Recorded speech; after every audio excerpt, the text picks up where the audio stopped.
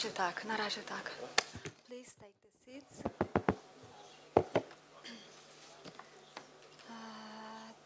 Wiesz co, ja tak mam was na końcu.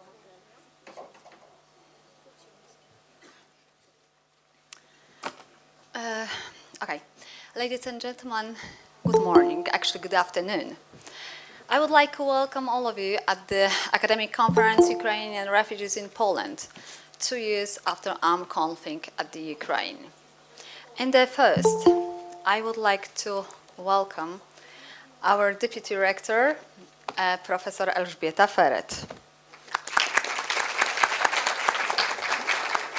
I would like to welcome Madam Voyevod, but I think she is not with us yet.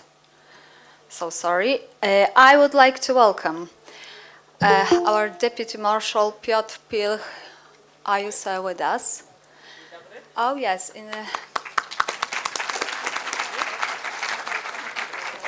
So let's start again.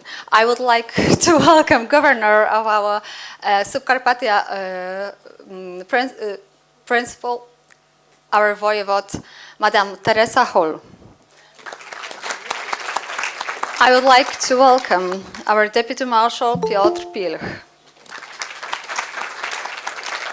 I would like to welcome a representative of the Polish Ombudsman, Mr. Michał Żółwecki. I would like to welcome representative of our city of Rzeszów, Mr. Piotr Stańko.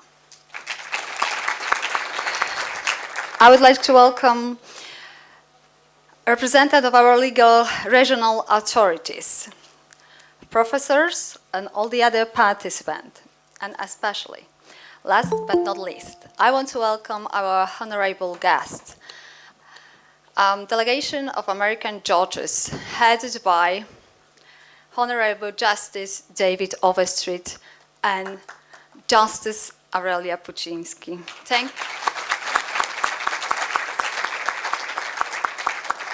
When 2 years ago, actually, I was in the United States, and I was saying in conference cabinet, Justice Evans, I even had a dream that this book will have a second chapter, but it does. Thanks to you. And from this place, I want to thank my rector, who isn't pleasant, and Justice Overstreet for all your help and supporting my decision connected with this visit. And I want to thank two more persons, the president of our city, Konrad Fiołek, which he's not present, and actually marshal of our Subcarpathia province, Władysław Wortel, because thanks to them, organizing this visit was very easy, this conference was very easy. Thank you very much.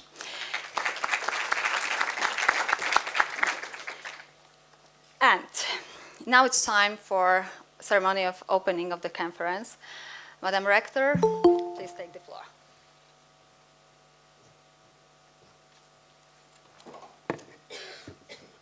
Thank you very much.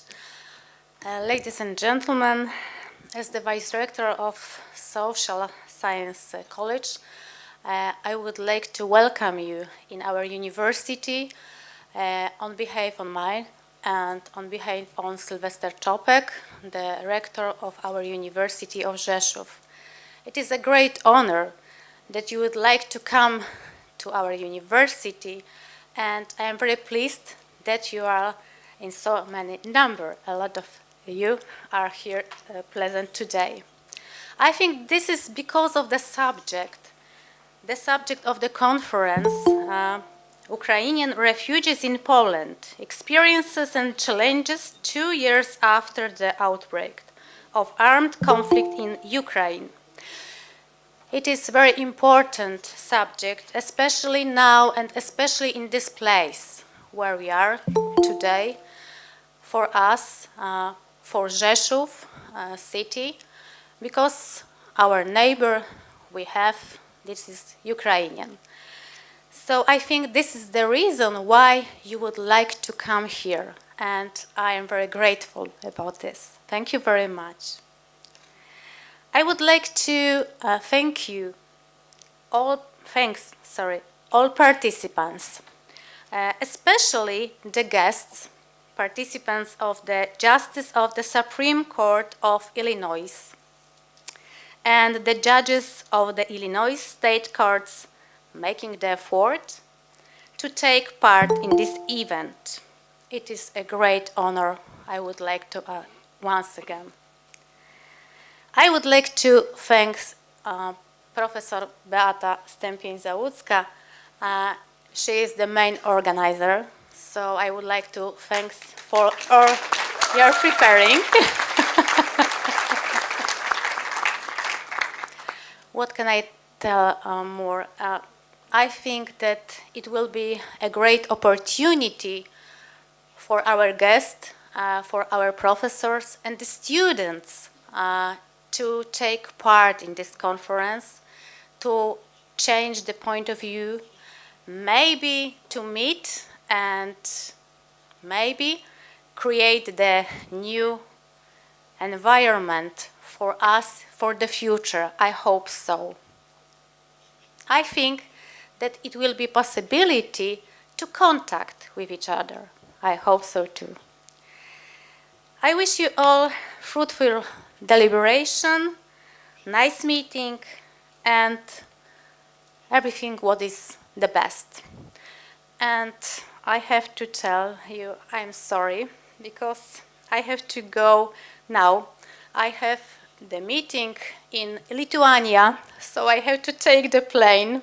So believe me, I would like to stay with you. I am sorry. Forgive me once again, but I think it is the first time, not the last. I hope so. Grateful deliberation, and thanks you very much. Thank you.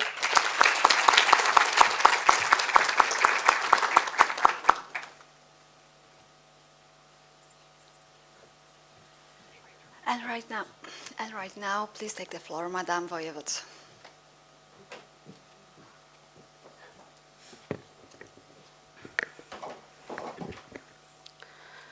Szanowni Państwo, 24 lutego 2022 roku stał się dniem, który zmienił oblicze Europy Wschodniej.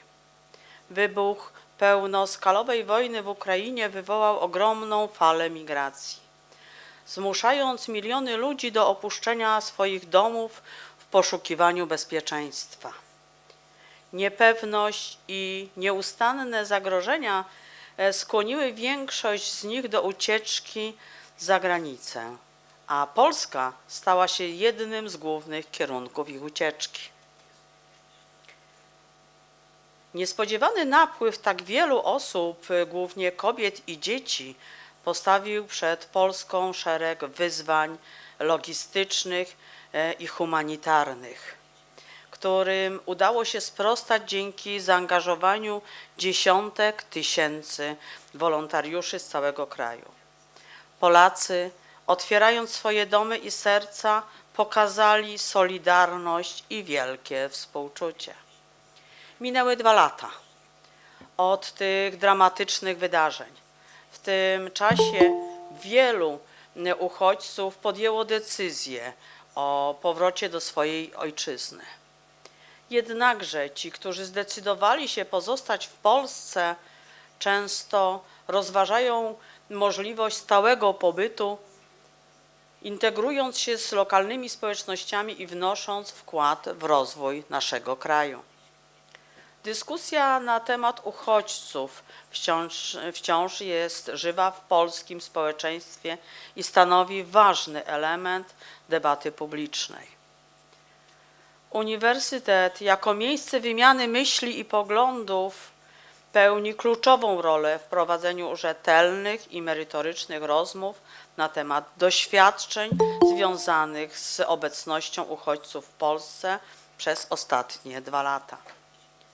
Dziękuję za organizację konferencji naukowej poświęconej temu istotnemu zagadnieniu.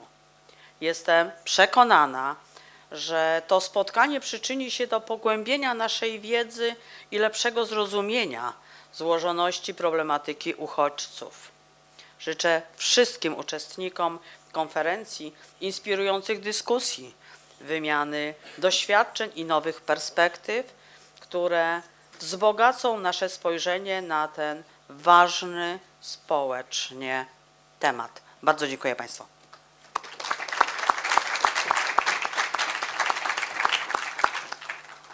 And now, please take the floor, Mr. Krzysztof Stańko.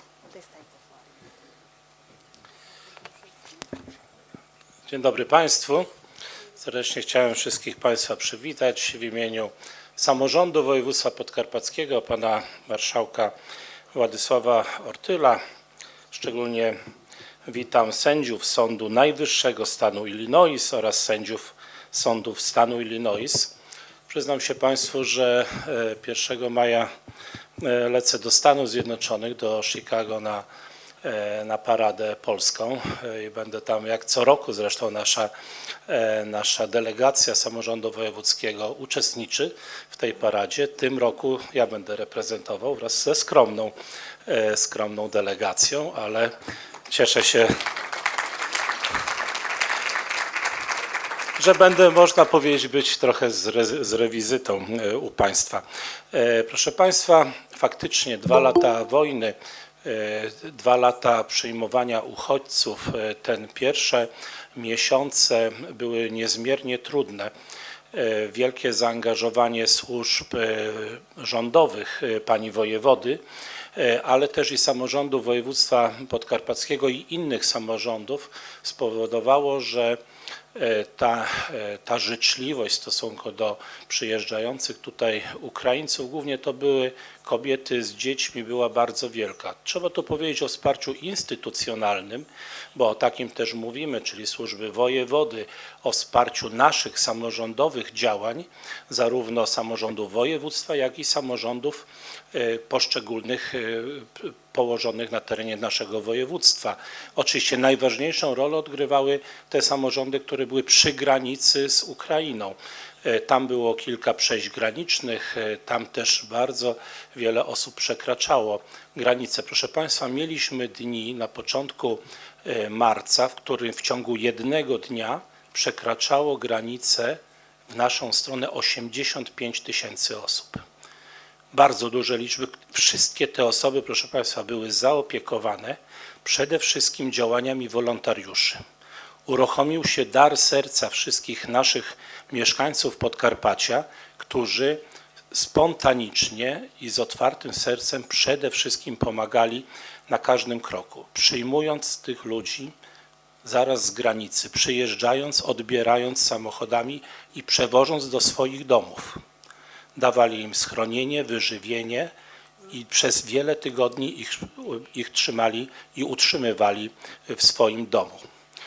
Była pomoc ze strony pomocy humanitarnej. Tą pomoc na początku myśmy organizowali, ale później była organizowana przez inne środowiska z Polski i z zagranicy. Ona docierała, proszę Państwa, głównie na Podkarpacie i na Lubelszczyznę. Na Podkarpaciu, czyli do 2 regionów, które graniczą z Ukrainą. I myśmy pośredniczyli w przekazywaniu tych dużych transportów pomocy humanitarnej. Proszę Państwa, odpowiadaliśmy za transport uchodźców z granicy w głąb Polski. Zarówno Podkarpacie, jak i Lubelszczyzna to były 2 regiony, w których z założenia były to regiony tranzytowe. Trzeba było tą wielką ilość osób po prostu wysłać i przetransportować w inne regiony Polski. To było też wielkie wyzwanie logistyczne, któremu podołaliśmy, ale też wspieraliśmy się na przykład pociągami czy transportem z innych województw.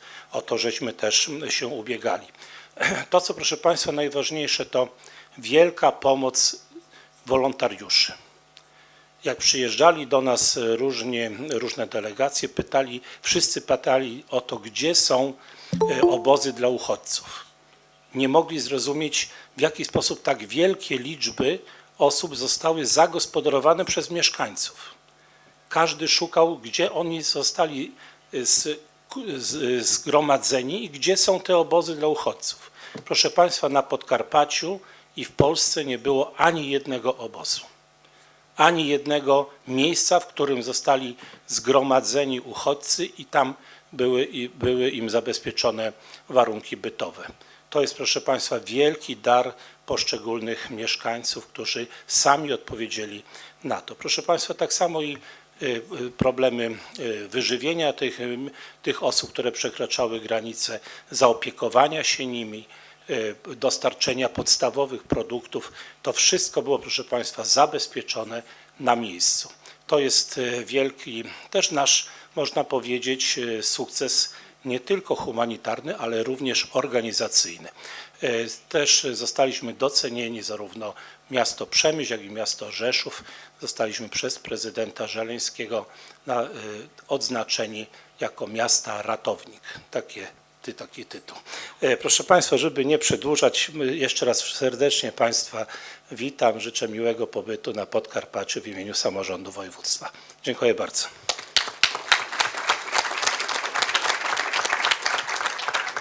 Now please take the floor our representative of our mayor city of Rzeszów.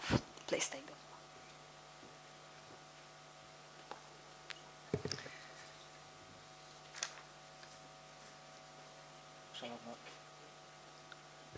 Szanowna Pani Profesor, Pani Wojewodo, Panie Marszałku, w imieniu prezydenta miasta, Pana Konrada Fiołka, bardzo dziękuję za zaproszenie na dzisiejszą konferencję i możliwość powitania jej uczestników. Szczególnie serdecznie witam zacne grono prawników ze Stanów Zjednoczonych na czele z panem Davidem Overstreet, sędzią Sądu Najwyższego Illinois i prezesem Stowarzyszenia Sędziów tego stanu, a także panią Aurelię Puciński, sędzią Sądu Apelacyjnego stanu Illinois. Witam wszystkich zgromadzonych uczestników tej konferencji. Szanowni Państwo, organizacja w Rzeszowie konferencji poświęconej uchodźcom ukraińskim w Polsce to dobry pomysł. Rzeszów jest kluczowym polskim hubem pomocy humanitarnej i militarnej świadczonej Ukrainie i jej społeczeństwu. Przez miasto przewinęło się już ponad 1,5 miliona uchodźców. W ich wspieranie angażowali się i angażują samorząd, mieszkańcy naszego miasta, przedsiębiorcy, międzynarodowe organizacje pomocowe, jak Biuro Wysokiego Komisarza Narodów Zjednoczonych do spraw uchodźców. Po ponad 2 latach od agresji Rosji na Ukrainę samorząd podsumowuje właśnie swoje doświadczenia w tym zakresie i rozwija oraz planuje kolejne działania. Z myślą o pełniejszym zaintegrowaniu Ukraińców z nami i nas z nimi zostało utworzone Międzynarodowe Centrum Integracji Feniks, które będzie realizować swoją misję z pomocą ONZ-owskich organizacji do spraw uchodźców i migrantów. W tym roku zamierzamy też powołać Centrum Integracji Biznesu. Ma ono wspierać ukraińskich przedsiębiorców w działalności, szczególnie w naszym mieście, regionie i kraju. Chcemy też, aby działało na rzecz odbudowy Ukrainy. Na poziomie administracyjno-politycznym realizację tego zadania będzie wspomagać powołana niedawno Państwowa Rada do Spraw Współpracy z Ukrainą, a kilka dni temu pierwsze jej regionalne przedstawicielstwo otwarto właśnie w Rzeszowie.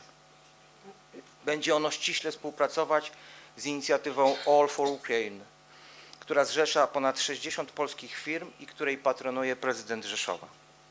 W przyszłości nasze miasto chce być zatem hubem rewitalizacji Ukrainy. To oferta także dla licznych zagranicznych koncernów, również amerykańskich, które w Rzeszowie już zainwestowały i które zapraszamy do nas, współpracując ściśle z Polską Agencją Inwestycji i Handlu oraz jej biurami w Nowym Jorku, Houston, Los Angeles czy Chicago. Życzę Państwu, prelegentom, interesujących wystąpień, dzięki którym obraz doświadczeń związanych z obecnością uchodźców ukraińskich w Polsce stanie się pełniejszy i bogatszy o bliskie Państwu aspekty prawne. Mam nadzieję, że wnioski, do jakich dojdziecie, pozwolą Wam też lepiej zrozumieć wyzwania, z jakimi musimy się jeszcze zmierzyć, aby odbudowa Ukrainy oraz integracja społeczeństwa ukraińskiego z polskim i zachodnimi powiodły się. Dziękuję bardzo.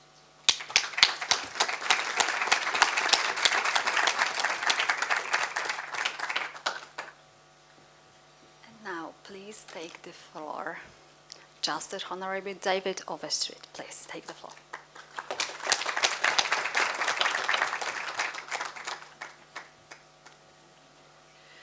It is our distinct honor as members of the Illinois Judges Association to be with you here this afternoon. I want to thank you for your hospitality, for your joining us. The honor is ours to be with you. We're from the land of Lincoln, the home of Abraham Lincoln, and that means something to us. We take pride in it. And Abraham Lincoln was, our great president in America who fought for freedom for an enslaved people and fought to preserve the Union. And he inspires us, and I hope as an American he's someone that the Polish people can be inspired by as well. But I want to thank the rector, Professor Sopik, who was, yes, right, she walked out and I was able to shake her hand. And I want to thank basically the governor of the province. Thank you so much for your welcome, and our vice marshal here, and a friend from the City Hall Department of Innovation and Development. Thank you so much. And for all of the students who are in attendance, we are grateful to be able to participate in this conference. And it was mentioned by one of our speakers that the privilege is ours to have contact with you and to be able to meet you and interact as best we can today. So thank you so much. And to hear about how you are meeting the challenges of your neighbors in Ukraine by opening your hearts and your homes, and really good Samaritans here in this city, in this country, is inspiring to me. And I thank you for what you're doing for the people of Ukraine and for your hospitality. And again, on behalf of my friends here from the Illinois Judges Association, it is our honor to be with you today.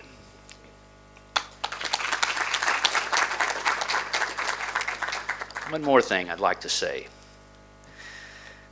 Professor Beato Zalewski, who's put this together and has treated all of us in our group with great hospitality and friendship.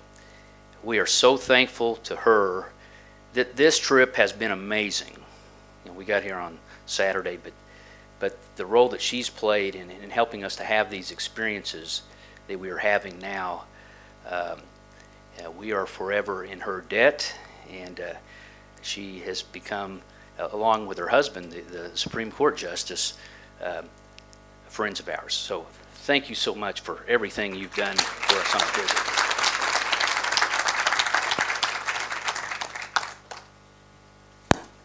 Ladies and gentlemen, as an organizer, we get two letters. One is from the Polish Speaker of Polish Parliament, Szymon Hołownia, and one of our students will present it.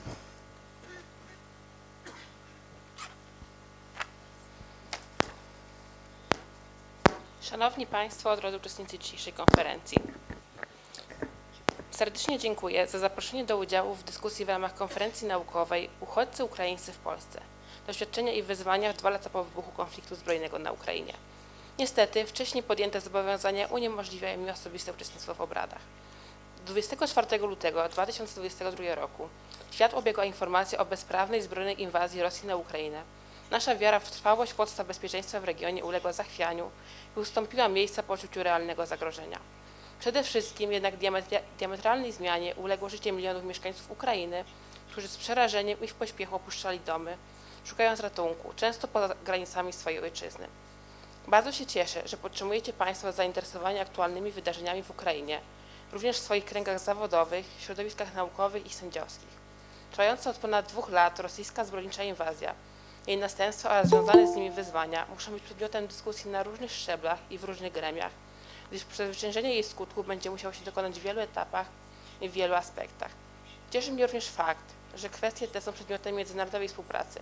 Serdecznie dziękuję gościom ze Stanów Zjednoczonych Ameryki, sędziom Sądu Najwyższego Illinois oraz prezesom sądów okręgowych USA, którzy przyjechali do Rzeszowa specjalnie na dzisiejsze wydarzenia. Jestem pewien, że wymiana stanowisk i propozycji między Polską i USA przyczyni się do dalszego umocnienia naszej bilateralnej współpracy, lepszego zrozumienia wyzwań wynikających z trwającego konfliktu i zadań czekających nas po jego zakończeniu. A przede wszystkim okaże się korzystna dla Ukrainy, która po zwycięstwie potrzebować będzie wszechstronnego wsparcia, nie tylko w odbudowie infrastruktury, ale także w rekonstrukcji całej nadbudowy społecznej z jej administracją, organami i instytucjami. Oddzielną, być może najtrudniejszą kwestię stanowić będą niezwykle odpowiedzialne i delikatne działania, wykraczające poza sferę materialną. Mam na myśli relacje społeczne, praworządność, moralność, edukację czy najszerzej rozumiane zaufanie do współobywateli, do sąsiadów, do organizacji międzynarodowych. Wszystkie te i inne elementy odzyskanej państwowości, podobnie jak zdewastowana infrastruktura, będą musiały podnieść się z gruzów i popiołu. Osobiście głęboko wierzę, że zwycięska Ukraina będzie feniksem naszych czasów. Życzę Państwu owocnych obrad i przekazuję wyrazy szacunku Szymon Hołownia.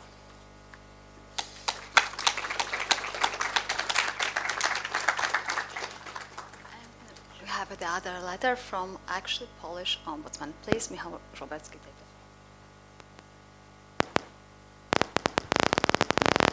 Dzień dobry. Szanowni Państwo, w pierwszej kolejności bardzo dziękuję w imieniu Rzecznika Praw Obywatelskich, pana profesora Marcina Wiącka za zaproszenie na dzisiejszą konferencję.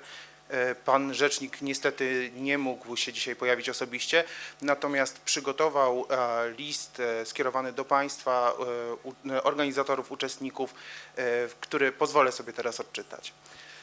Szanowni Państwo, ochrona podstawowych praw uchodźców wojennych z Ukrainy stała się od pierwszych dni konfliktu priorytetem dla kierowanego przeze mnie urzędu. Przedstawiciele Biura Rzecznika Praw Obywatelskich byli obecni na przejściach granicznych, w punktach zbiorowego zakwaterowania, w miejscach wsparcia i transportu. Przede wszystkim jednak z najwyższym zaangażowaniem zajmowaliśmy się kierowanymi do biura sprawami indywidualnymi dotyczącymi tej grupy osób. Udało nam się też zidentyfikować wiele problemów o charakterze systemowym, stąd często kierowaliśmy wystąpienia do organów władz publicznych, wskazując na potrzebę odpowiedniego dostosowania przepisów do nowej rzeczywistości. Charakter wyzwań, z jakimi mierzą się ukraińscy uchodźcy w Polsce, zmieniał się przez ostatnie 2 lata. Obecnie większość skarg kierowanych do Biura Rzecznika dotyczy utraty statusu UKR i związanych z nim uprawnień, między innymi takich jak prawo do świadczeń pieniężnych czy pomocy społecznej, co dla uchodźców wojennych ma dotkliwe konsekwencje. Aktualne pozostają także problemy mieszkaniowe, sprawy dotyczące edukacji ukraińskich dzieci czy utrzymująca się bariera językowa. Nie należy zapominać o trudnej sytuacji osób należących do grup wrażliwych, wymagających szczególnej uwagi i ochrony, takich jak przedstawiciele społeczności romskiej, samotne matki, osoby z niepełnosprawnościami czy osoby w zaawansowanym wieku. Doświadczenia zebrane podczas 2-letniej agresji Rosji na Ukrainę wskazują, że nasza indywidualna ofiarność i solidarność z obywatelami Ukrainy jest stale potrzebna, wręcz konieczna. Niezbędne jest jednak również wprowadzenie wielu długoterminowych rozwiązań dotyczących sytuacji uchodźców wojennych w Polsce. Musimy stworzyć system, którego zasady będą względnie trwałe, efektywne i czytelne, zarówno dla naszego społeczeństwa, jak i dla uchodźców czy migrantów na terenie naszego kraju. To wyzwanie, w sprostaniu któremu niezwykle ważną rolę mogą odegrać ludzie nauki i środowiska prawnicze. Jestem wdzięczny organizatorom dzisiejszej konferencji, że podejmują ten trudny, lecz ogromnie ważny dla Polski i naszego regionu temat. Cieszę się, że odbywa się to z udziałem grupy sędziów z USA, co nadaje sprawie jeszcze szerszy międzynarodowy kontekst. Jestem przekonany, że Państwa oceny, refleksje i wnioski mogą przyczynić się do lepszego funkcjonowania struktur naszego państwa, jak również poprawy sytuacji uchodźców. Życzę Państwu owocnej dyskusji. Z wyrazami szacunku, Marcin Wiącek. Bardzo dziękuję.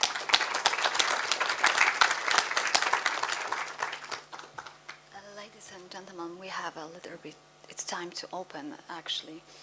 After the opening of our conference, it's time to start our first panel, and here's a little bit change, because I will pass the floor Dr. Artur Trubalski as our moderator.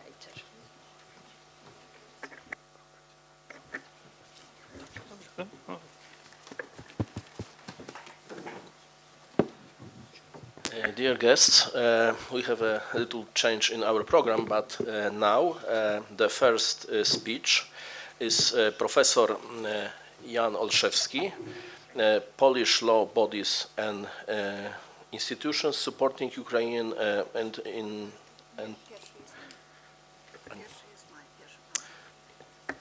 sorry. Of course, the first speech is our dear professor Beata Stępień-Załucka. My mistake, sorry. And the speech is selected problem of Ukrainian refugees in Poland. The floor is yours. Thank you very much, dear doctor. Have you got the presentation? Yes, we have. Thank you very much, ladies and gentlemen, our dear guest. Refugees as a social problem has been known in the country all over the world from years. However, in Poland, apart from a period early 90s, this phenomenon was not rapid. Foreigners treated Poland from the one hand side as a country where they can get permanent protection. From the other hand, they actually treated Poland as a transit country where they can get, from where they can actually go to other countries, Western Europe, which were and still are able to guarantee much better social conditions than Poland, of course.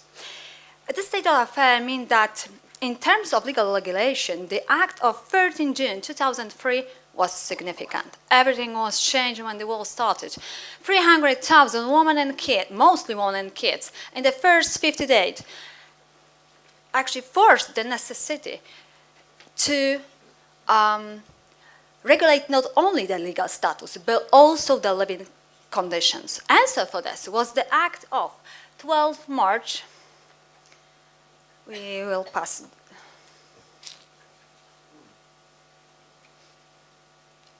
I broke something. Sorry. The answer for this was the Act of 12 March 2022, with a whole package of social protection.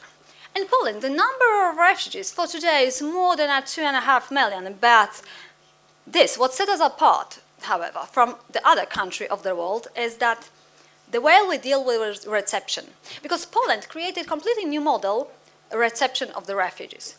Because while in other countries around the world, refugees camp has been set up, in Poland, actually, we were focused on make them rights equal to Polish citizens. Because thanks to this, they adapt to the society as quick as this is possible. Well, why the camp were not established? Because there was no time for this. It's the simplest answer. And the second is that experiences from all over the world shows very clearly that camps, it's not the best solutions. Actually, I will show you the examples. One camp, Matamoras, and second in Tanatepec in Mexico. Refugees should prepare to their new life. Instead of this, they will sleep on the ground without enough food or water. Let's not say nothing about the childcare. Of course, we can say that Mexico is far from Europe. It's closer to it, actually, you. And in Europe, it's different. But are we really? Unemployment among the Spanish refugees is more than 90%. This is in Spain.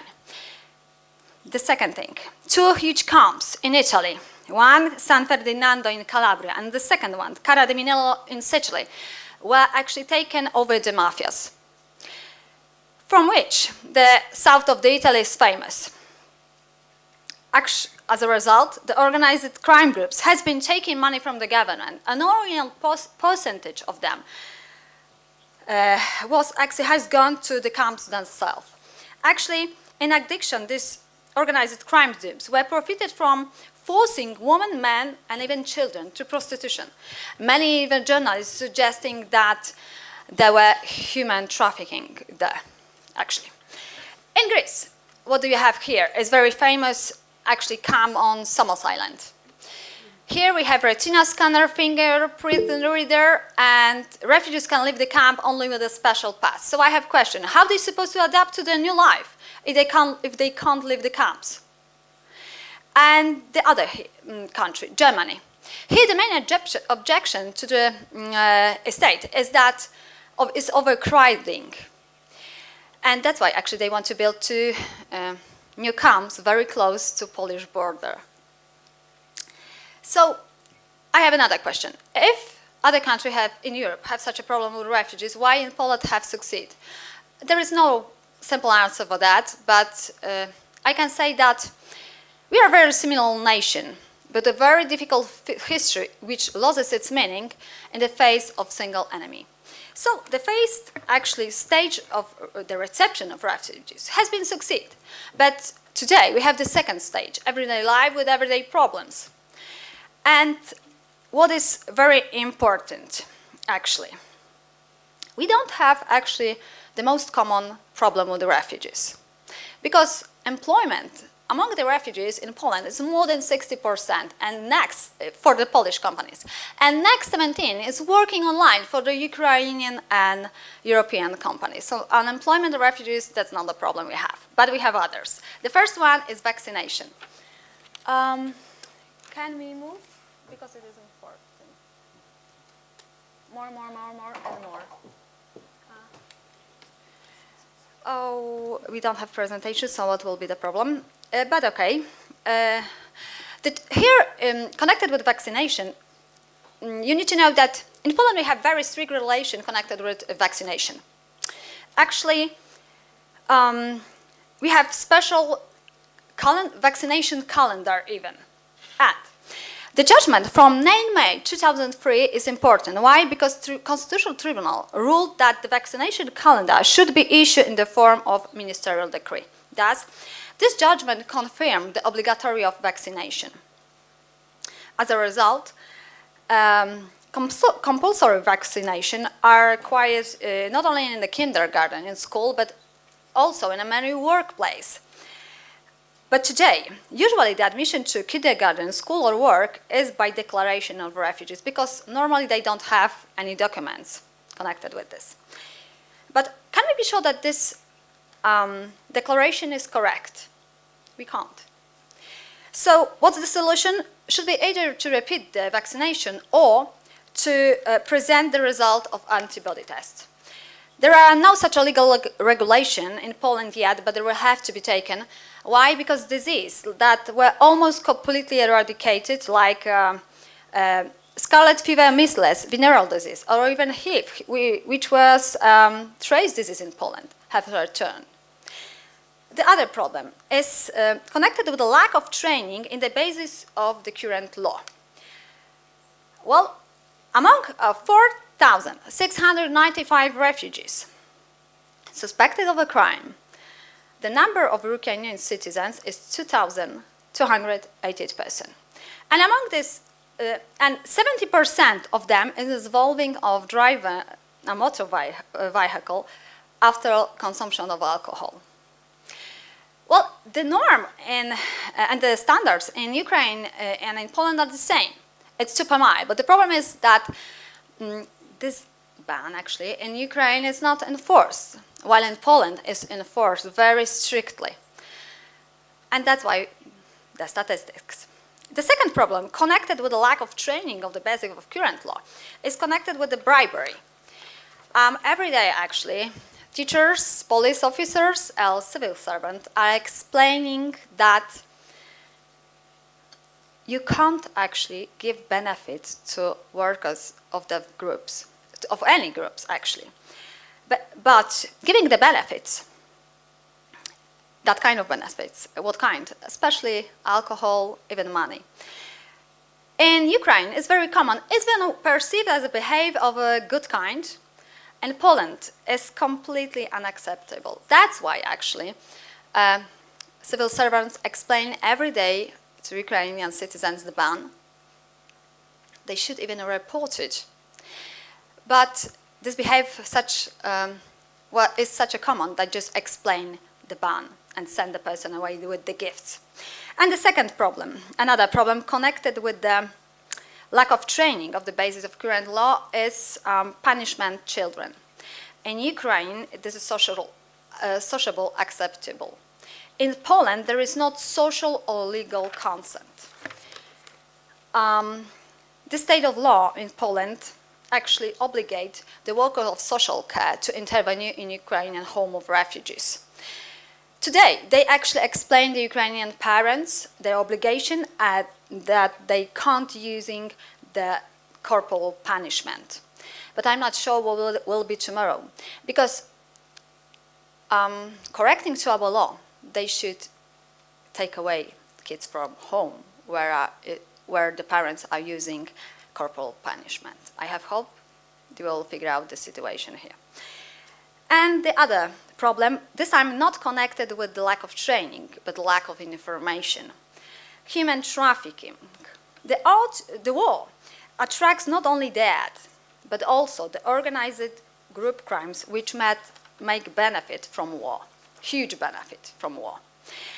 When the first phase of war started, to Polish and Ukrainian border came not only the person which wanted to help. That's why Ukrainian was found with 15 and 16 Ukrainian men was found in Madrid with 16 and 15 years old gold, which he wanted to sell to Mexico. And that's why 25 children from Ukrainian orphanage, which should be today on Canary Island, but they just disappeared. Today we have the second phase of war. So this procedure look a little bit different. Women, Ukrainian most often, start to live very close to Ukrainian family, mother and kids. After they start a friendship, and after some time, she's proposing the family vacation in Turkey, Egypt, or Italy. After this holiday, this woman, which was proposing the vacation, is coming back, but the family is not. So, at the last sentence, what I can say, because my time probably was finished,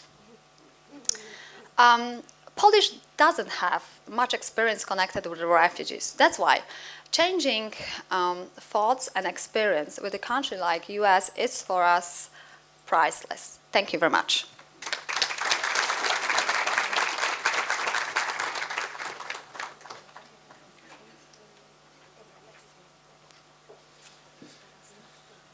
Thank you for this interesting speech. And now Professor Jan Olszewski, Polish Law Bodies and Instruments Supporting Ukrainian Entrepreneurs, Overview of Major Procedures. The floor is yours. Yes, good morning. I will be sitting because it's better. I have few notes about my subject. In the first, I see that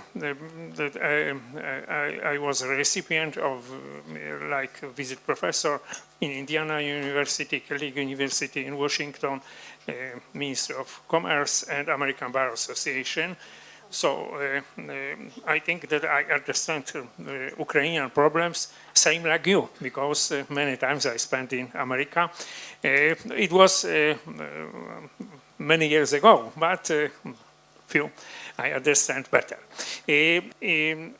Next page is in Poland we have several areas for support for interpreters from Ukraine, and these areas we will be creating before 22, and special in 22. I want to see a few scopes about these supports. We can see supports, official supports, because we have unofficial and sometimes totally hidden supports especially for defense, for military, and I think it's the biggest from all the world. Because we sent not only defense and military products, but we sent compliance, coaching, and other help. The official support for businessmen and interpreters are, you can see that all citizens from Ukraine who reside in Poland legally, they can get the special number in Poland it means PESEL. It's the same number like in America, Social Security number. If they have this number, they can apply and establish a sole partnership company who are in special register, and they can start another cooperative and general partnership. Polish government help interpreters and support Ukrainian institution. Many associations coming to Poland, and they can start a normal job helping children and Ukrainian interpreters too.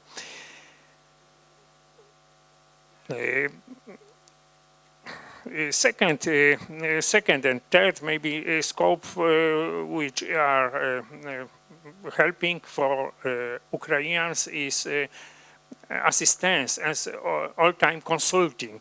Why all-time consulting? Because we are post-socialistic countries, and free market economy is difficult and more complicating for peoples from Ukraine. They coming from another conception of economy, so we convince the Ukrainian citizen plan and open business. We help in electronic service. In Poland are special green lines for Ukrainian interpreters, which we using Ukrainian language, Russian language. I think that we're using more Russian language because from Dnieper, these people who coming from Dnieper, they are mostly using Russian, because in east part of Ukraine, Russian is more popular than Ukrainian, but these peoples are really Ukrainians, but preferring another language. For example, first Premier Zelensky now speaking Ukrainian fluently, but few years ago he have many problems with this language. We have special website in Ministry of Development and Technology, which is the special name business.gov.pl, and it contains information in Ukrainian language, step by step what the Ukrainian peoples have to doing for this. Support, very big support is for employers in labor office. They can use public employment service portal. They have special green lines. They have information center for public employment service. We have special help for Ukrainian who coming to Poland, but we have special information who Ukrainian who stay in Kiev, Kharkovsk, and other cities who won't come to Poland. And we give information of this green line about all labor market in the European Union. And they have special another areas for special specialists, for example, lawyers or doctors, medicine. Next scope for scope is the support for employment offices. There are many consults in office, but if some group of Ukrainians need help in some homes, they can go to these homes, and they step by step helping fill some documents, working in an electronic area.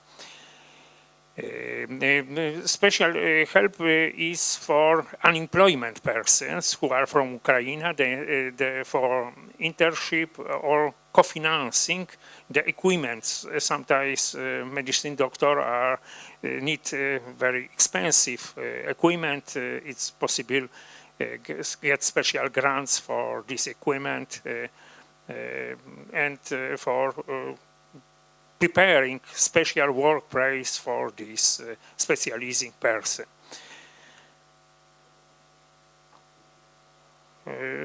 You can see that we have special green line activities for information website. Green line, it's green line in Polish language. In this green line we have in 4 languages always hotline, special numbers which are always ready for help.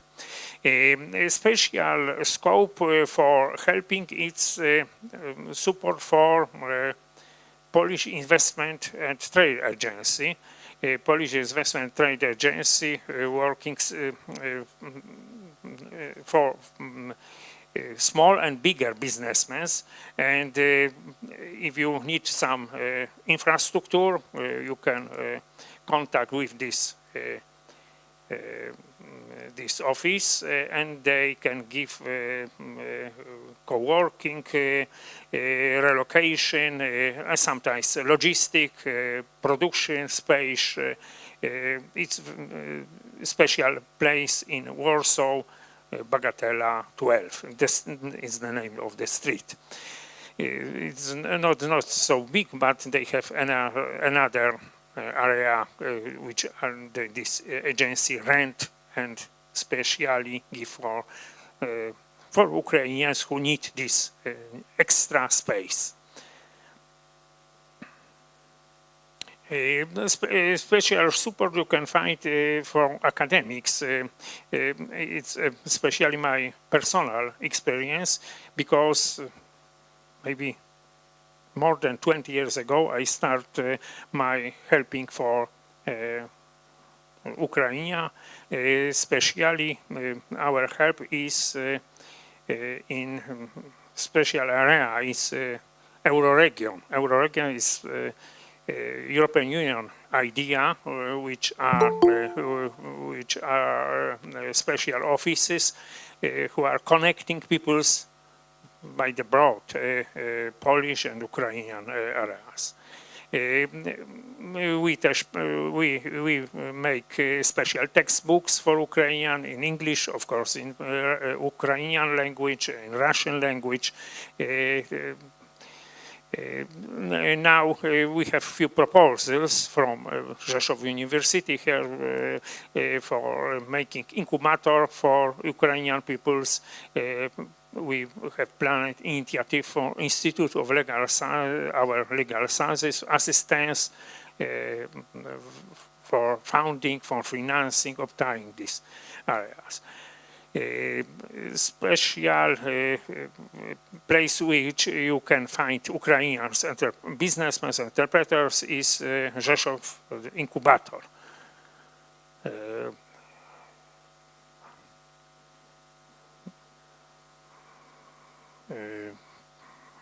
Rzeszów Incubator is especially environmental institution for this area. You can see here on this picture forms of support and signators. Especially these are some popular, but of course we have another areas where we help and assistance Ukrainian peoples. Third sector sends many products, but they send many help for compliance to Ukraine, and you can see that practical courses in Polish language. They organized vacational workshops, mentoring. Many times, Chamber of Commerce search support for special business startups.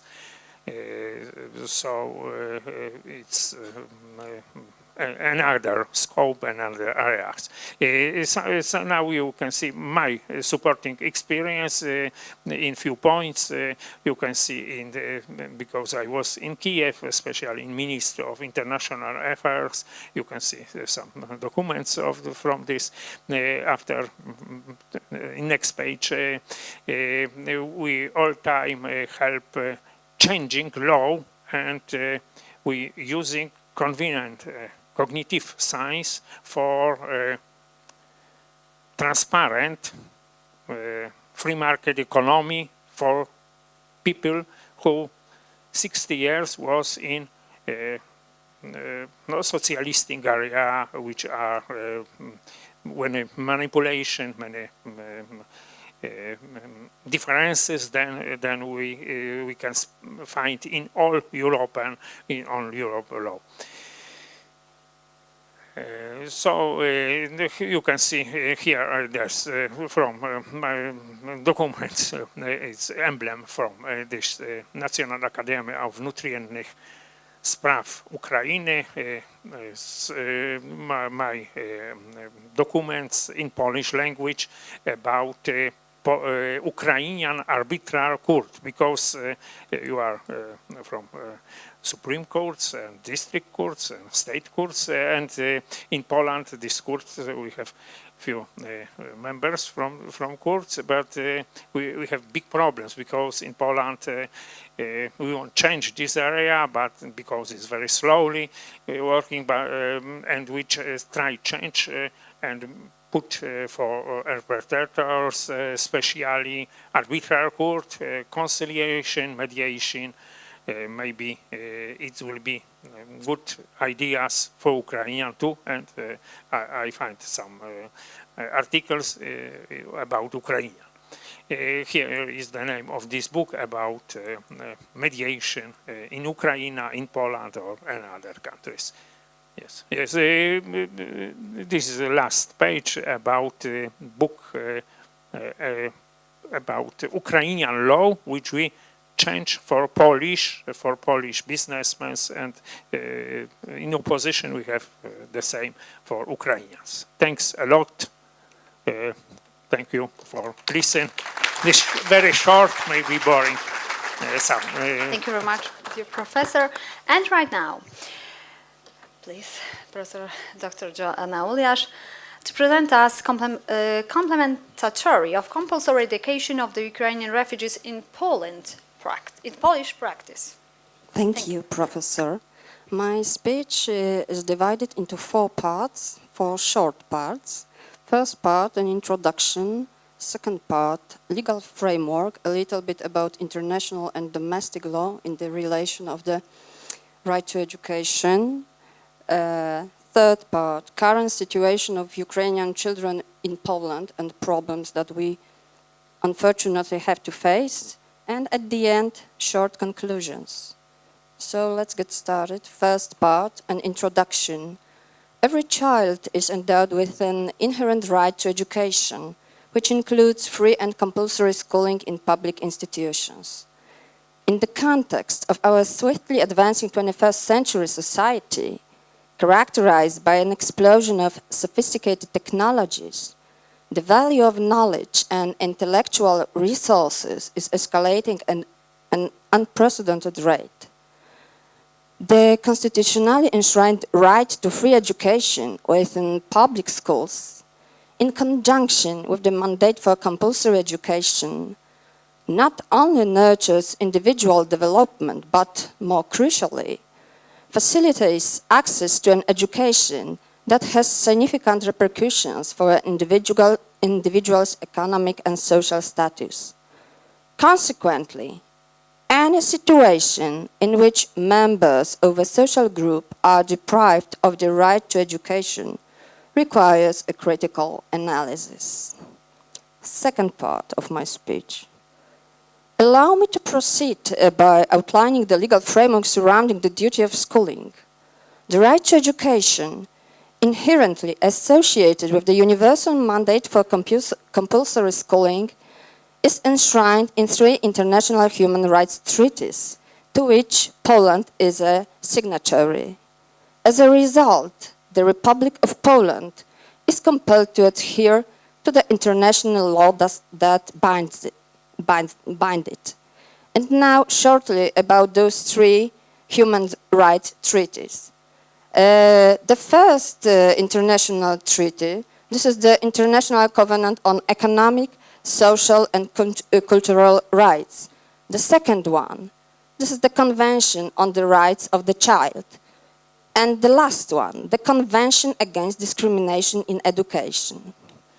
And maybe shortly about those 2 international treaties, I mean the International Covenant on Economic, Social and Cultural Rights and Convention on the Rights of the Child. Both of them gives the guarantee the right of the child to education. And the most important part of this right, we should make primary education compulsory and available free to all. And the third international treaty, Convention Against Discrimination in Education, we can read in Article 1 of this convention, what do we mean when we talk about the discrimination? And I think this is a small problem here in Poland. The term discrimination includes any distinction, exclusion, limitation, or preference which, being based on race, color, sex, language, religion, political or other opinion, national or social origin, economic condition of birth, has the purpose of effect of nullifying or impairing equality of treatment in education, and in particular of limiting any person or group of persons to education of an inferior standard. So this is the international standard which binds Poland. And now shortly about domestic law. We have 3 levels of domestic law. First, the constitutional level. Second, statutory level, statutory law level. And third one, delegated legislation level. According Article 70, Constitution of the Republic of Poland, everyone shall have the right to education. Education to 18 years of age shall be compulsory. The manner of fulfillment of schooling obligations shall be specified by legislation. And we have a small problem at the level of statutory law and delegated legislation. In general, state supervision of the fulfillment of minors' educational obligations ensures the practical realization of the right to education. And now, for parents of Ukrainian children as of 2022, this supervision was omitted due to the statutory law that I mentioned before, and delegated legislation. This regulation permits Ukrainian children to partake solely in online education within the Ukrainian education system, whether in a kindergarten or a school. And here is the small problem. This regulation should, I think it requires amendments.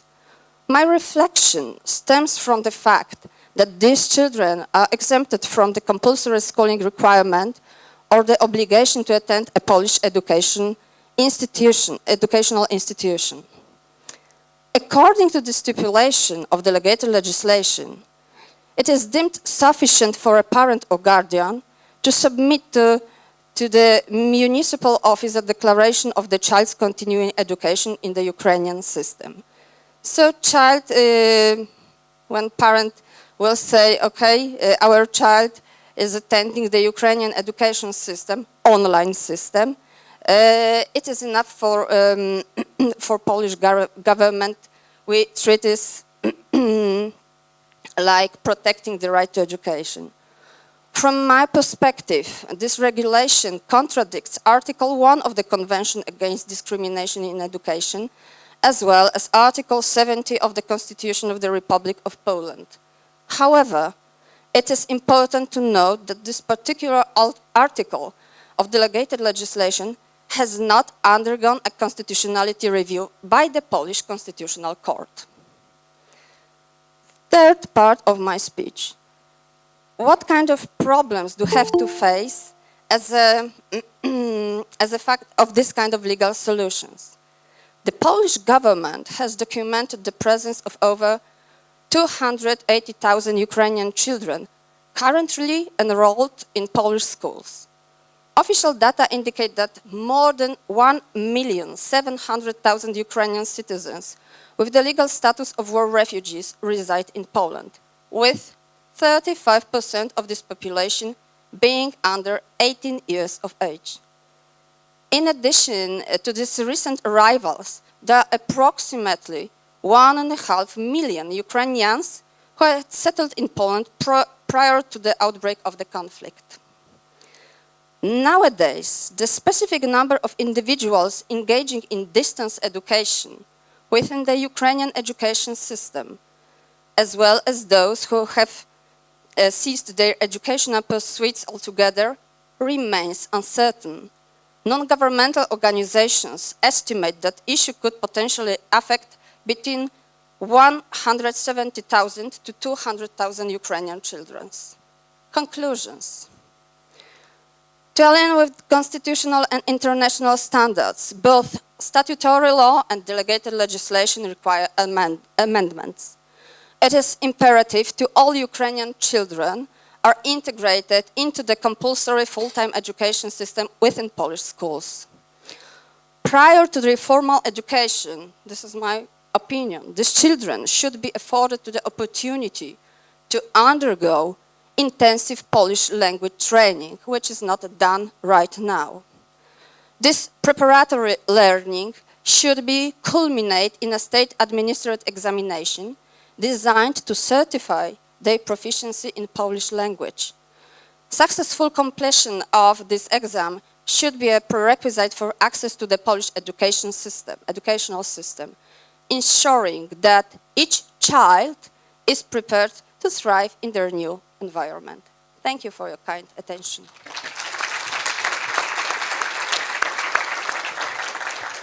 Thank you very much, dear Professor. And right now, I would like to ask Dr. Artur Trubarski to present us the problem restriction on rights and freedom in the context of migration crisis. Thank you. Szanowni Państwo, drodzy goście. Szanowni Państwo, drodzy goście.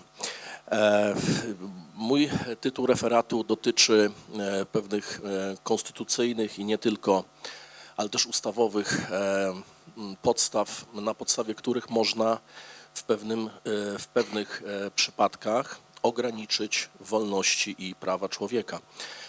Na wstępie chciałem powiedzieć, że regulacje, które funkcjonują w polskiej ustawie zasadniczej, w polskiej konstytucji, jak i w aktach rangi ustawowej, no, są w pełni zgodne ze standardami europejskimi i też ze standardami światowymi. I tak jak w większości państw demokratycznych, no, istnieją sytuacje wyjątkowe, sytuacje nadzwyczajne, często podyktowane właśnie kwestiami bezpieczeństwa państwa tak naprawdę, gdzie istnieje możliwość, żeby oczywiście w sposób proporcjonalny do potrzeb ograniczyć niektóre właśnie prawa i wolności. W przypadku Polski i w przypadku kryzysu migracyjnego, no proszę Państwa, należy zwrócić uwagę na dwie kwestie. Po pierwsze, zanim jeszcze rozpoczął się kryzys związany z wojną na Ukrainie, to wcześniej doszło do kryzysu na granicy z Białorusią, czyli delikatnie jakby na północ. Jest to państwo, które jest na północ od Ukrainy. No i tam nastąpił atak hybrydowy po prostu. Tam osoby, które przekraczały nielegalnie polską granicę, no były jakby przywożone na tą granicę, kierowane, często to były no, takie bogoduchawinne osoby i ta sytuacja poprzedziła wojnę na Ukrainie. Było to niejako właśnie ten element wojny hybrydowej, czyli nie takiego klasycznego konfliktu kinetycznego, który teraz mamy na Ukrainie. I dlatego też te działania, które podejmowały polskie władze, no musimy, szanowni państwo, takie jest przynajmniej moje zdanie, rozpatrywać przez pryzmat właśnie tych dwóch sytuacji. Te sytuacje jakby następowały po sobie, więc pewne działania mogły być konsekwencją tych sytuacji jakby pierwotnych. To chciałem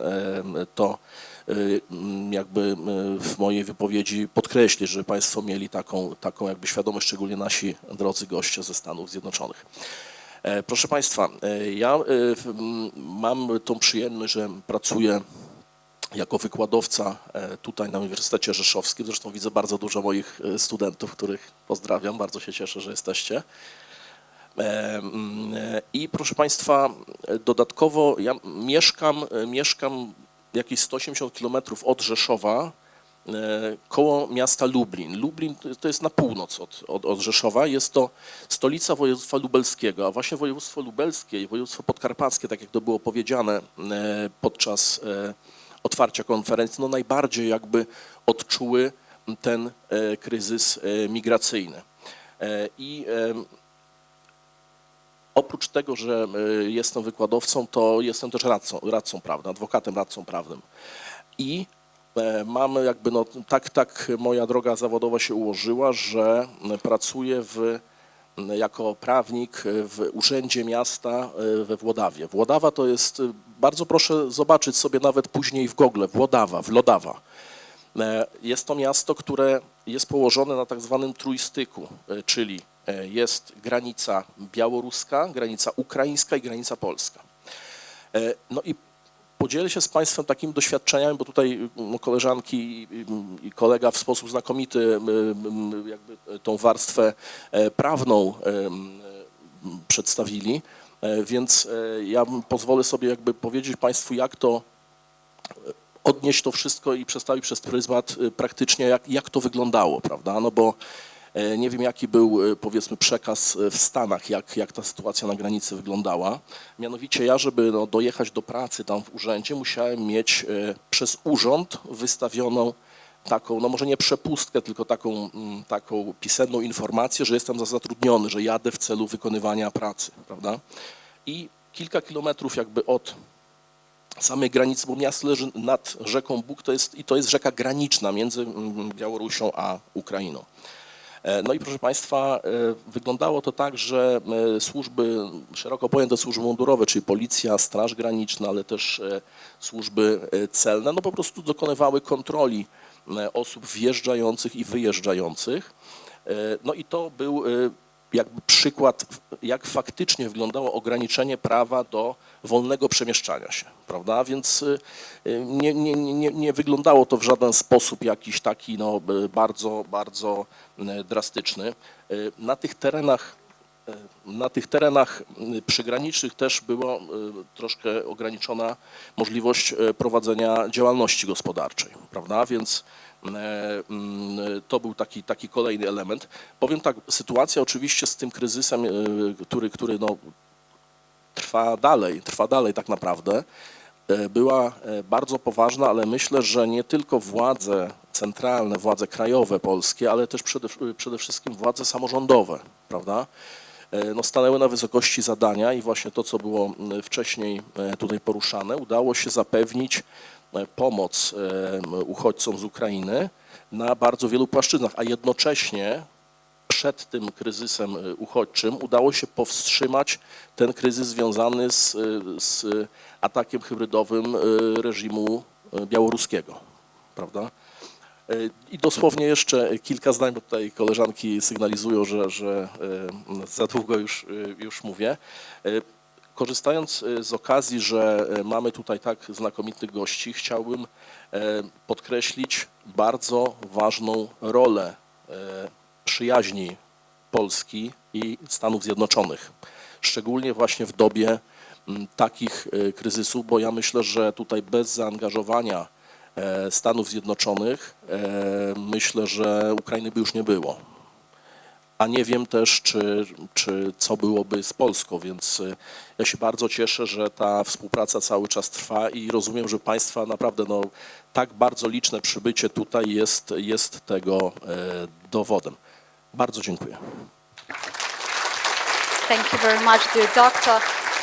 And right now, according to our plan, it's time to coffee break. But before we start the break, we have a few words thank which our honorable guests want to say to Marshall, actually, and we will take it. And thanks to this, I have really great hope you will take thanks for our Marshal, Władysław Ortyl, and the Just Street will actually give it to you, to the Marshal, Duty Marshal. It will be okay.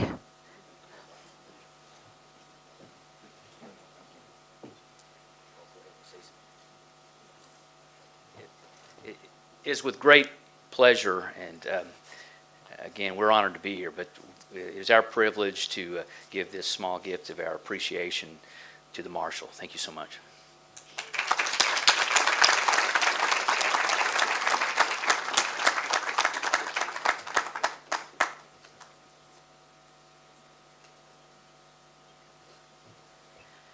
And now it is time for coffee break.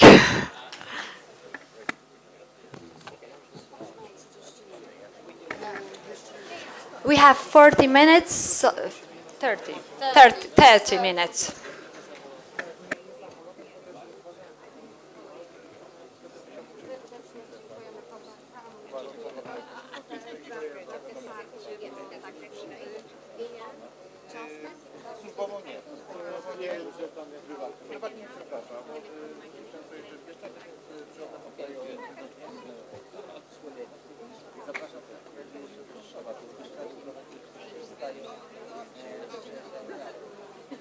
Excuse me, I'm sorry.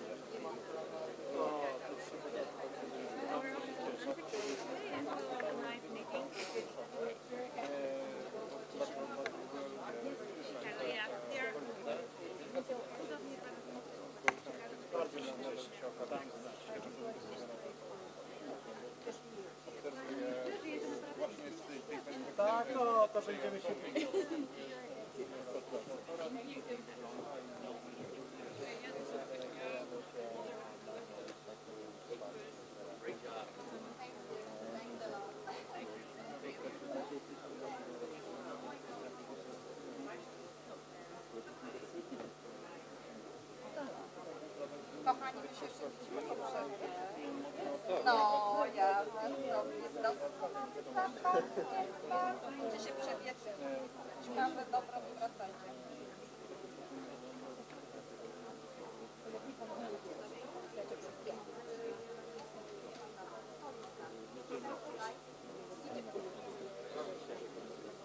Przepraszam, próbałem niemiecką panią.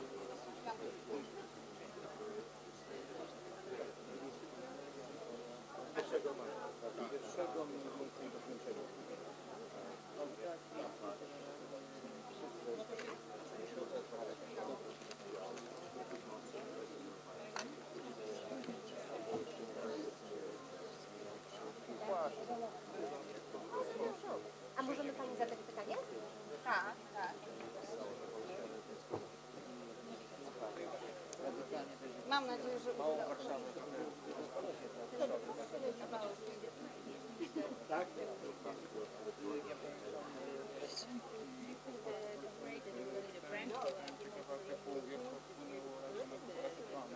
Nieruchomości i wynajmu nieruchomości, to tutaj nagle się zaczął też boom mieszkaniowy, no to trzeba było się przeniosły, też trzeba było jakoś zagospodarować, jeśli chodzi o zobaczenie. Natomiast ja uważam,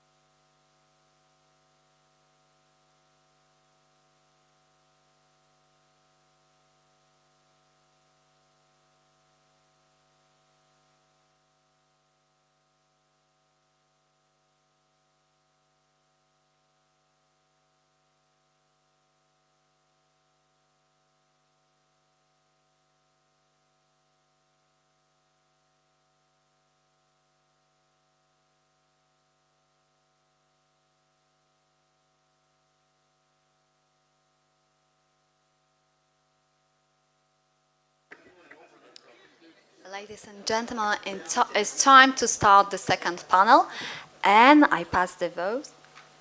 Justice Sejewicz Overszczyt.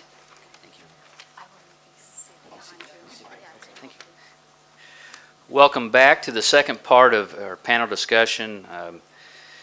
I found that the first half was very informative and engaging, and I'm glad you're all here for the second part of the panel discussion, or from different presenters.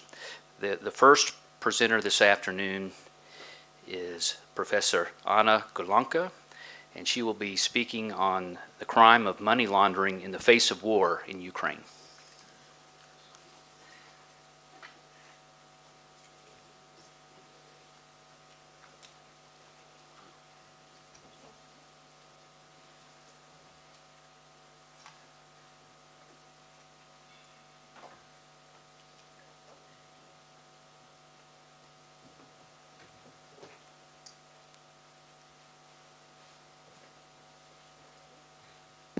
Okay, it's okay.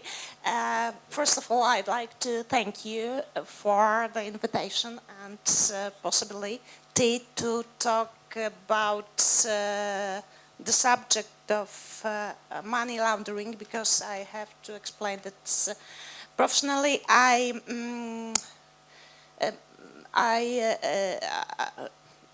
the subject of my presentation is connected with criminal law, because I professionally work with criminal law. So the war in Ukraine will be the part of the whole subject of the crime.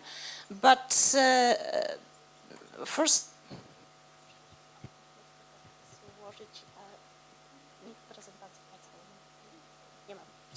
okay, some problems, I'm sorry. So first of all, I'd like to talk about money laundering. So I will present the essence of the dealings, and very briefly I'll talk about the model stages. Then I'll focus on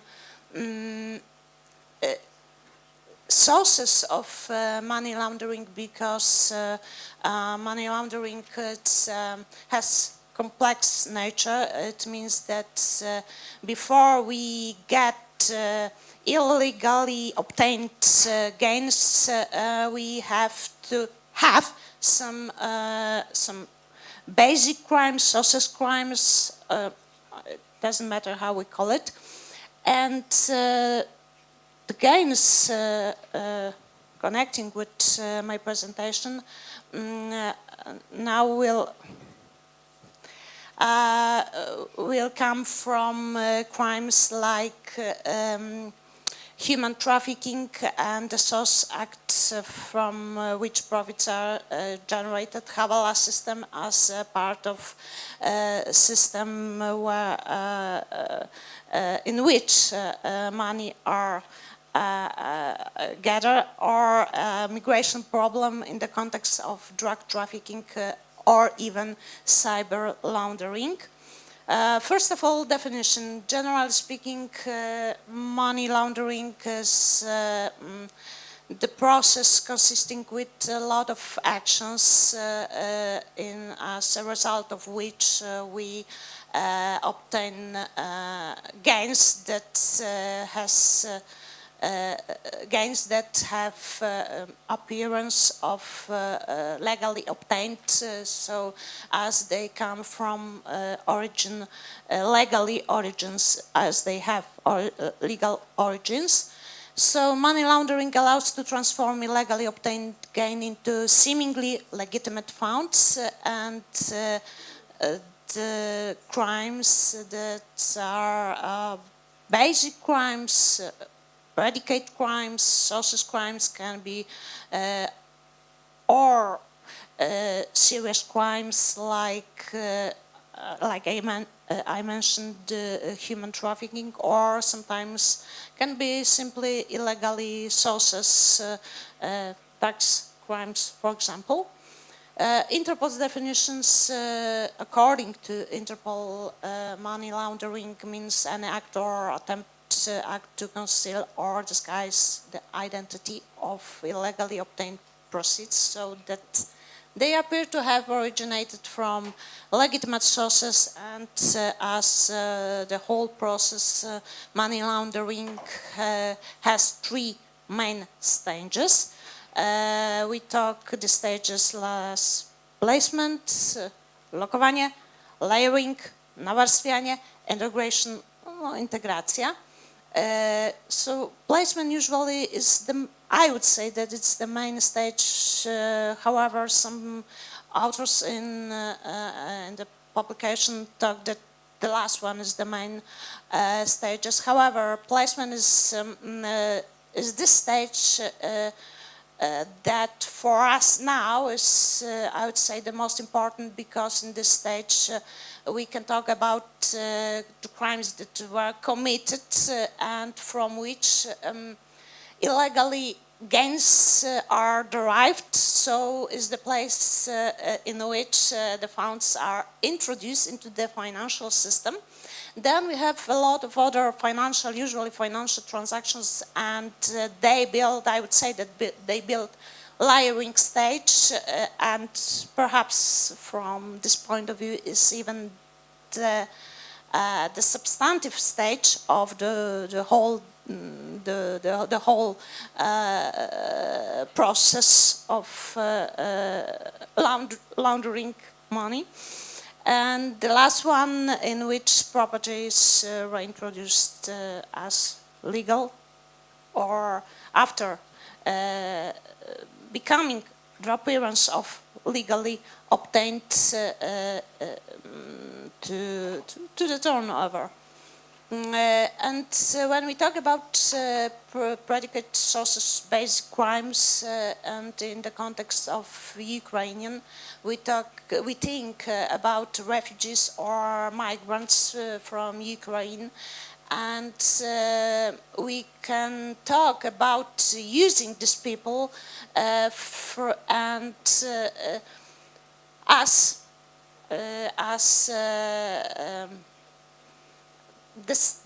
the object of crimes, basic crimes, so the crimes from which gains are obtained, or we can think about using these people to commit crimes that from which the gains are come from, simply. In the first one, we can talk about human trafficking as basic crime, including also now all package of cyber crimes such as extortion. We can talk about using migrants from Ukraine for drug trafficking, or using or participation even Ukrainians in informal banking system like Hawala system. First of all, what about smuggling and human trafficking? Although they are definitely different crimes, the threats we recognize coming from these crimes is actually very alike, because migrant smuggling, taking it from perspective of laundering, means that some people, perpetrators, gain profits, illegally obtained profits, because they offer help, in quotation marks, of course, and offering help, offering a better life for these people. They earn simply on the poverty, on the situation they are in the moment they are in this context, of course, the moment I mean the war situation. And what's more, FATF, so the Financial Action Task Force, it's the organization who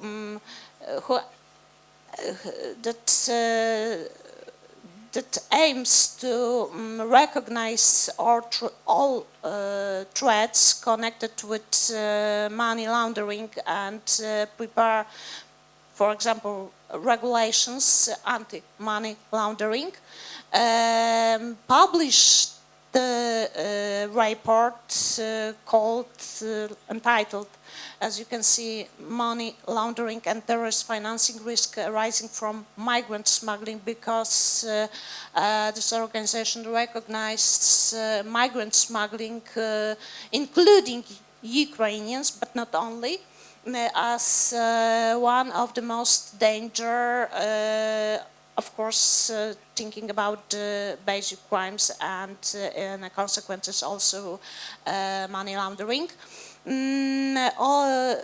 Also, Frontex, a European agency, published the report in which they presents the scale of money laundering by using migrants, Ukrainian migrants, and according to Frontex, it reaches up to $10 billion each year.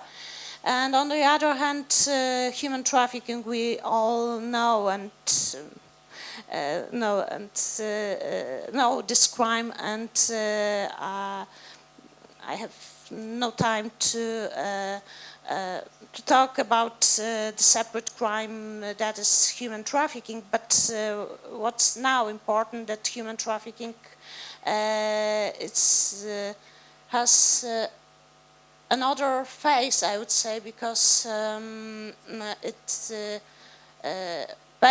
perpetrators, I mean offenders, often use new technologies, so typical human trafficking has now often face of cyber human trafficking, like sextortion, and some facts since Russia launched its full-scale invasion on Ukraine in February, of course, 2022, over 8 million Ukrainians, of which 80% are women, have been forcibly displaced.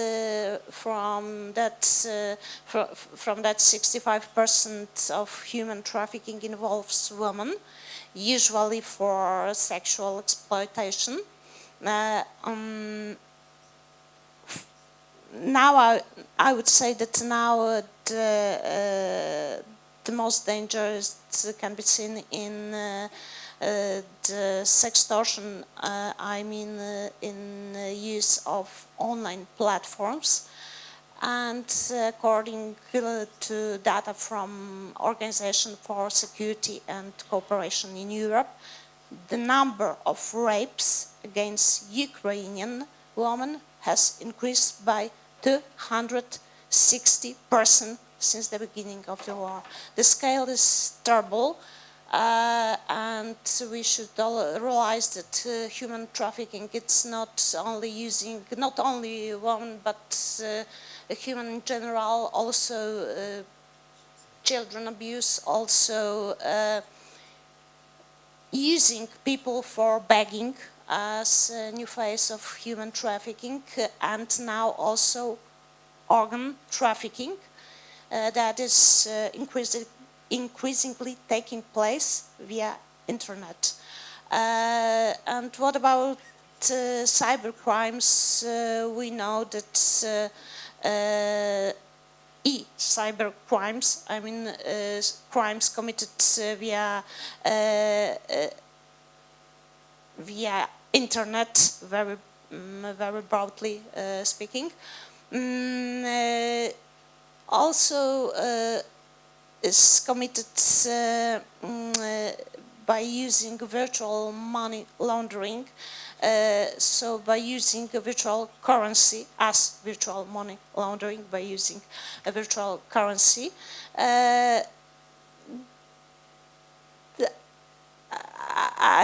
I will not explain the whole cross there, how it can look like. For example, we can realize only that the virtual money is exchange on virtual money is exchange into real money after using it, for example, for buying people. I mean, buying people, of course,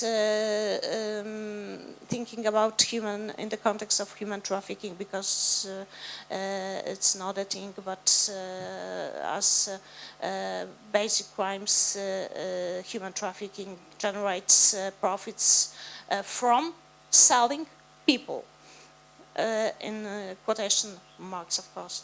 And the threat is also seen by American Financial Crimes Enforcement Network, and it's connected with Bislato crypto exchange. Bislato offered cryptocurrency exchanges and vulnerable to money laundering, peer-to-peer service, but the goal was to finance illegal Russian operations. This was also possible thanks to the cooperation of Hydra Market, Russian-speaking black market. So it's operated because it's closed on the darknet, and because of the sanctions imposed on Russia after the invasion of Ukraine. The next threat can be Mexican narcos use remittances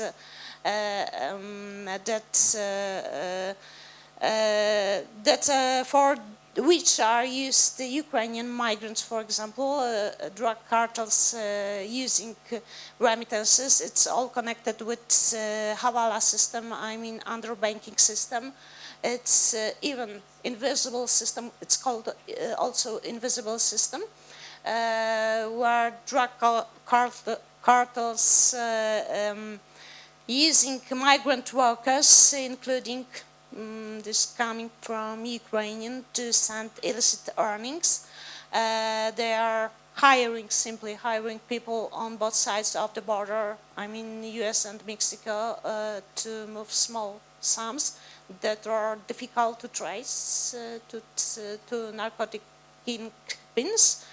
And it was published, the report by the Mexico think tank called Sinos Vitales, that estimates that at least 4.4 billion of the remittances sent to Mexico last year, it was published 2023, so last year, could come from illegal activity.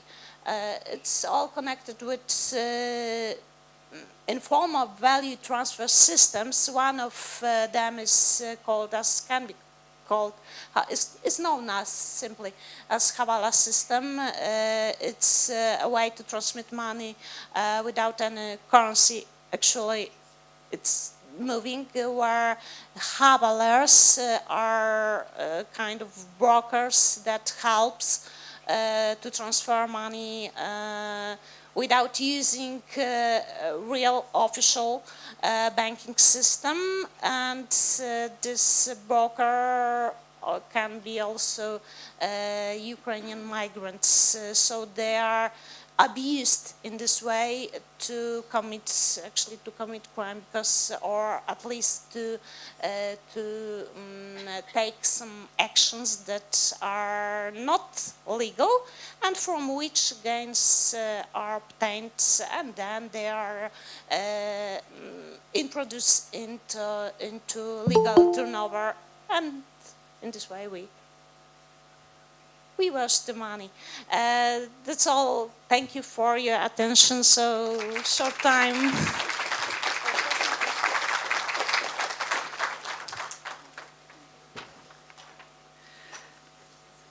Next, we have a paper on the topic on some aspects of the participation of Ukrainians in criminal trials.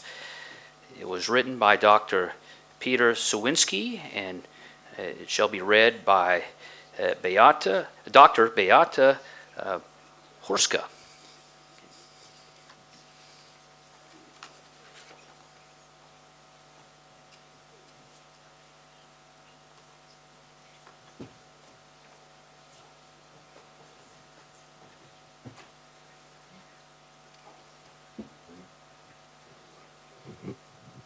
Dzień dobry Państwu. Czekam.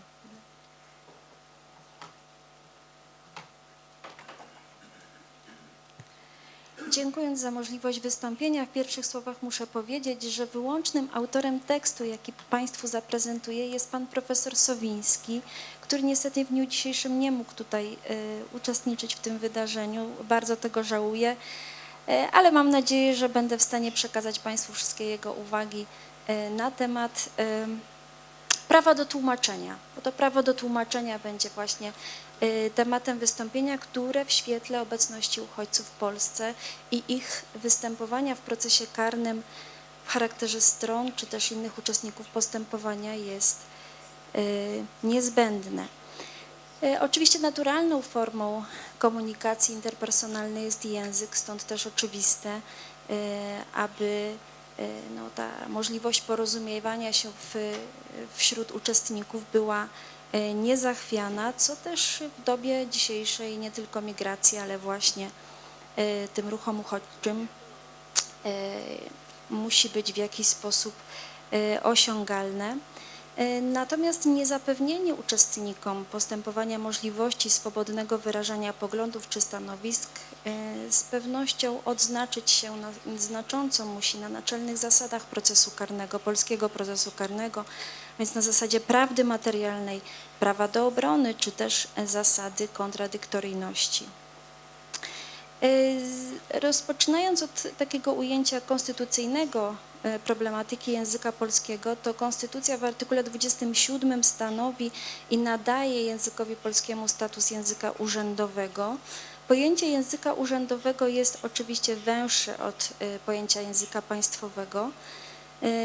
Pierwszym z nich, a więc tym językiem urzędowym jest język, w jakim prowadzi się sprawy i sporządza dokumenty w stosunkach pomiędzy organami państwa i innymi oraz w stosunkach z obywatelami. Natomiast język państwowy to podstawowy język komunikacji społecznej na obszarze danego państwa, taki, którym posługują się organy państwa i obywatele. Szczegółowiej tę kwestię reguluje ustawa z 1999 roku o języku polskim. Tam uznaje się już w preambule język polski za podstawowy element narodowej tożsamości i dobro narodowe kultury. Oczywiście powiela się jego urzędowy charakter w tejże ustawie. Staje się język polski zatem językiem oficjalnym, co oczywiście nie oznacza, że na terenie jednego państwa może funkcjonować tylko jeden język. Natomiast w państwie unitarnym, takim jakim jest Polska, mamy wyłącznie język polski, który staje się tym samym językiem narodowym. Na gruncie procedury karnej, polskiej procedury karnej, odniesienie ma także ustawa ustrojowa dotycząca sądów powszechnych i to ona już ustanawia prawo osoby niewładającej w wystarczającym stopniu językiem polskim do występowania przed sądem w znanym jej języku i bezpłatnego korzystania z pomocy tłumacza.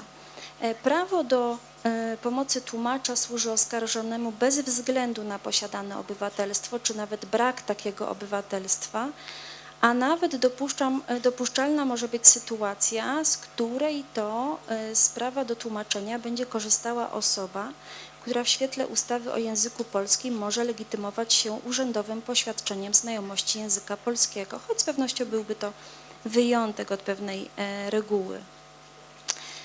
Z punktu widzenia oskarżonego czy podejrzanego zasadnicze znaczenie ma oczywiście kodeks postępowania karnego i tam artykuł 72 czyni to identycznie jak ustrój sądów powszechnych i wskazuje, że prawo do pomocy tłumacza w to prawo wyposażony jest oskarżony, jeżeli nie włada w wystarczającym stopniu językiem polskim. Już obie te regulacje potwierdzają starą lingwistyczną zasadę, że znajomość języka jest oczywiście stopniowalna. Co ważne i co w dobie tych problemów związanych z obecnością, tak liczną obecnością uchodźców w Polsce, tłumaczenie jest wiadomo domeną tłumacza, natomiast ustawa nie wymaga, aby był to tłumacz przysięgły. Może w toku procesu uczestniczyć także tłumacz powołany do tej czynności ad hoc. Tłumacz jest przede wszystkim pomocnikiem organu procesowego, ale też i innych uczestników. Zatem będzie wspierał od strony translatorskiej nie tylko podejrzanego, oskarżonego, ale także inne strony czy świadka. To zagadnienie jest także regulowane przez konwencję i tak Europejska Konwencja Praw Człowieka wyraża wprost prawo do korzystania z bezpłatnej pomocy tłumacza, jeśli nie rozumie czy nie mówi językiem używanym w sądzie. Wzmacnia to oczywiście prawo także do każdego oskarżonego do otrzymania szczegółowej informacji w języku dla niego zrozumiałym o istocie i przyczynie skierowanego przeciwko niemu aktu oskarżenia. To prawo w świetle orzecznictwa Trybunałów Strasburskich jest traktowane w kategorii prawa podstawowego. Nasz rodzinny Trybunał Konstytucyjny mówi, że jest to szczególna gwarancja proceduralna. Niemal identyczne regulacje, a w zasadzie identyczne jak w Europejskiej Konwencji Praw Człowieka, znajdują się w Międzynarodowym Pakcie Praw Obywatelskich i Politycznych. Na ustawodawstwo polskie wpływa także ustawodawstwo unijne i tak podstawowym aktem prawa Unii Europejskiej, które zapewnia podejrzanym czy oskarżonym, którzy nie mówią w języku danego postępowania karnego, czy też go nie rozumieją, prawa do tłumaczenia. Jest to dyrektywa z 2010 roku.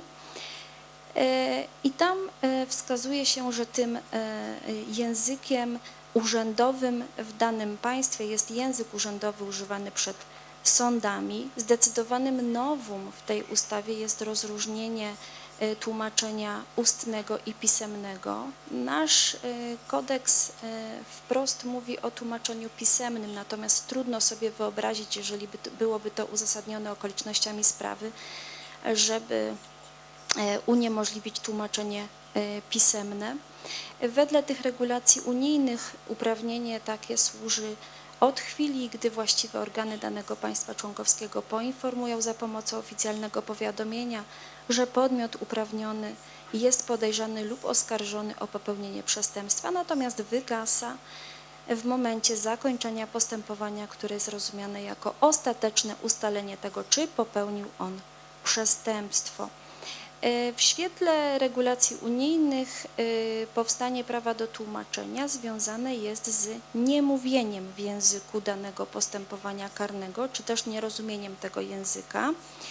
Zatem warunek ten wydaje się być trochę bardziej rygorystyczny niż na gruncie naszej ustawy, która mówi o niewładaniu w języku w wystarczającym stopniu, która już z góry jakby zakłada pewien stopień znajomości języka. Na prawo do tłumaczenia oczywiście nie można patrzeć tylko z punktu takiego formalnego czy fasadowego, ponieważ nie wystarczy tylko wezwanie tłumacza do podjęcia czynności. Konieczne jest także kontrolowanie przez organ procesowy pewnej odpowiedniości tej pomocy. I w tej dyrektywie z 2010 roku określa się jakość tłumaczenia ustnego i pisemnego, natomiast ta miara dość ocenna, dość opisowa oczywiście wyraża się w zagwarantowaniu przez tłumaczenie rzetelności postępowania, w szczególności aby podejrzani i oskarżeni zrozumieli zarzuty i dowody przeciwko nim, byli w stanie także korzystać ze swojego prawa do obrony. Niestety znaczną część tych regulacji unijnych jeszcze nie implementowano do polskiego kodeksu karnego. W szczególności nie można na gruncie polskiej ustawy mówić o procedury mechanizmu sprawdzającego posługiwaniem się czy rozumieniem tego języka przez osobę, która nim nie włada. Nie ma też wprost wyrażonej regulacji dotyczącej tłumaczenia pisemnego, no i nie ma żadnych regulacji, które odnosiłyby się do oceny jakości tego tłumaczenia.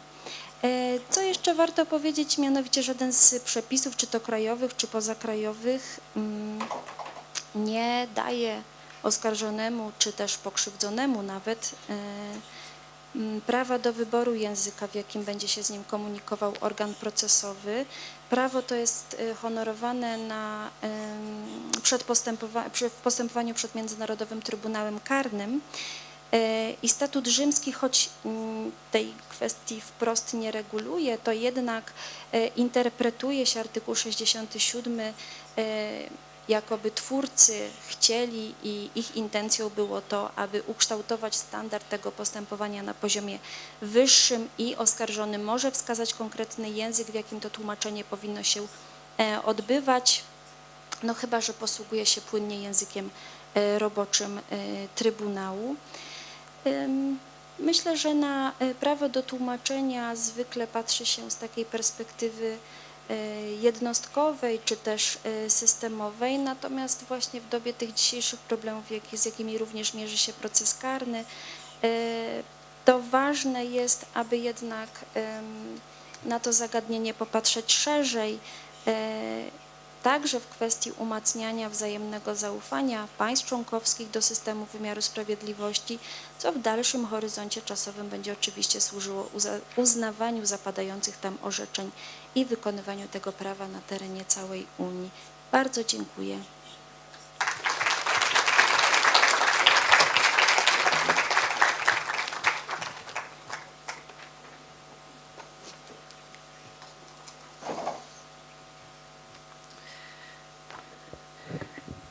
Our next presenter will be Rafał Lukaszewicz. Did I butcher it?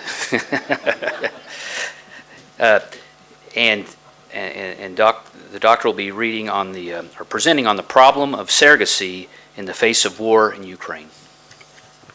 Thank you very much.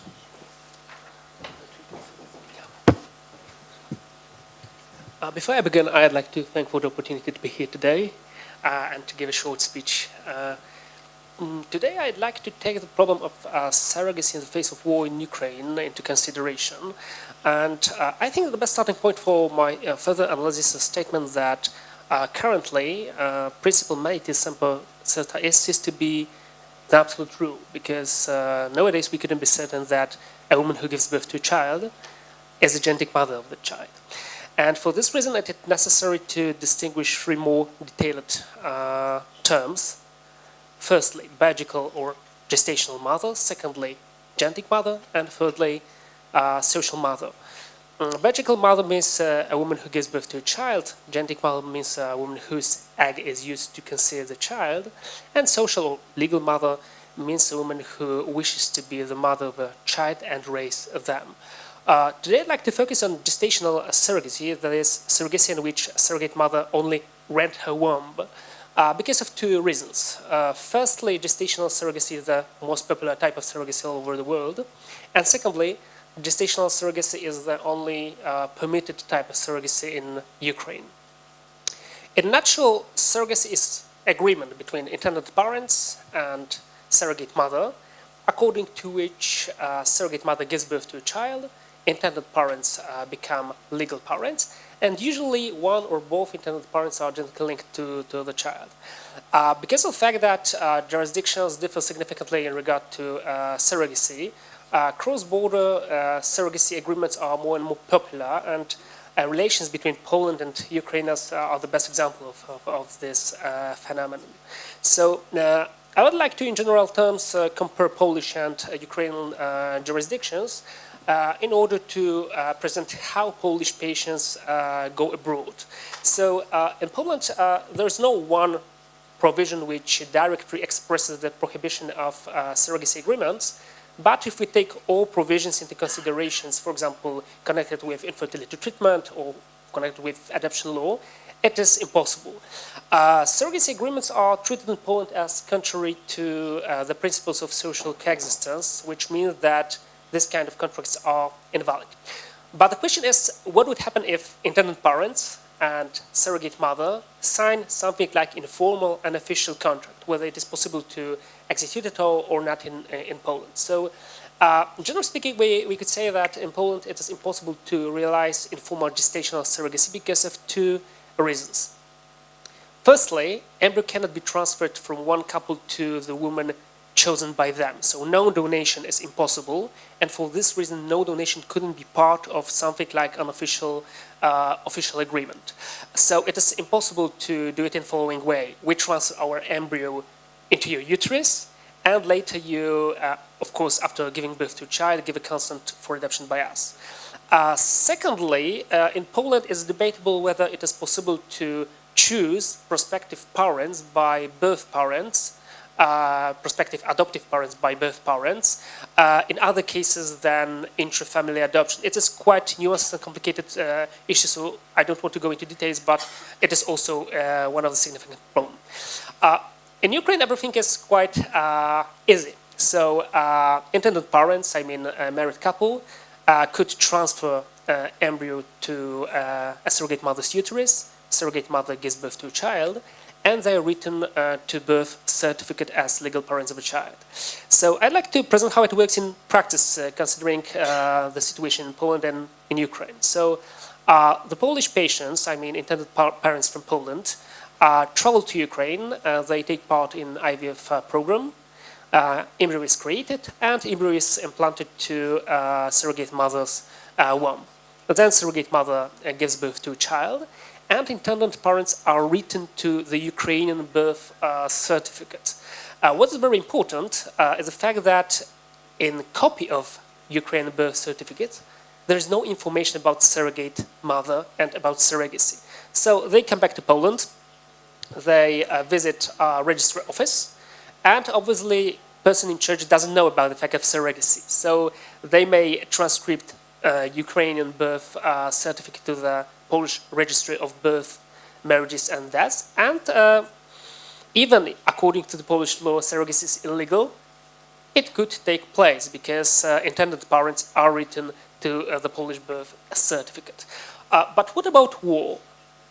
We must remember that surrogacy agreements were being in progress when the war started, and the international surrogacy still exists. So the war doesn't create the problem. The war makes this problem more visible because of a lot of cases reported by media where surrogate mother had to be hidden, and so on and so on. So regarding Polish patients, we should take two scenarios into consideration.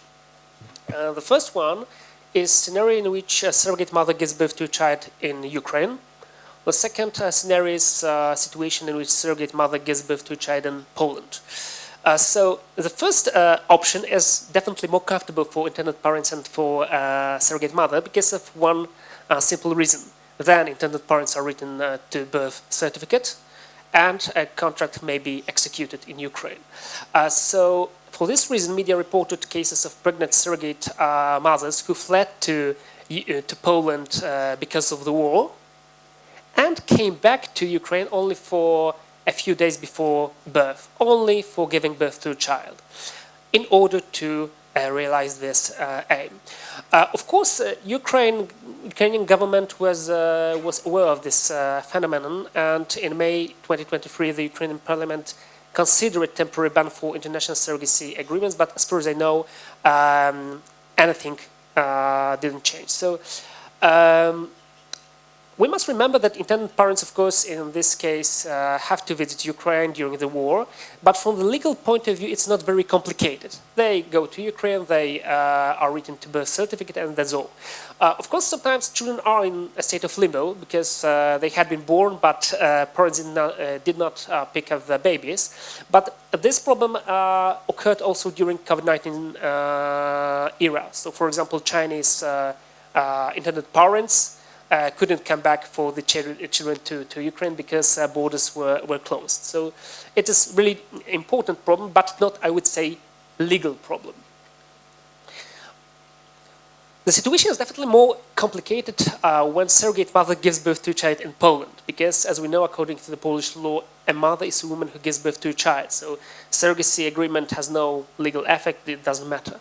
And which kind of problems it arises? First of all, there is a problem with creating a legal relation between intended parents and the child.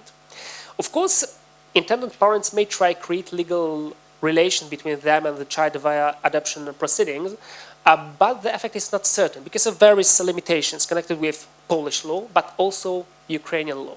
So during the war, Ukraine decided for ban for international adoption by foreigners. So it is really difficult to answer the question whether in these cases adoption would be possible, but I assume that not.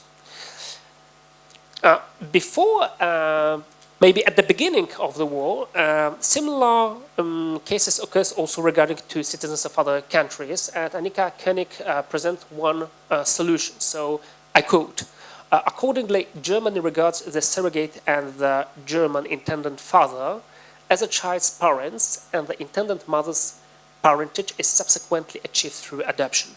But again, it would be problematic because it is still connected with international adoption, which is impossible now.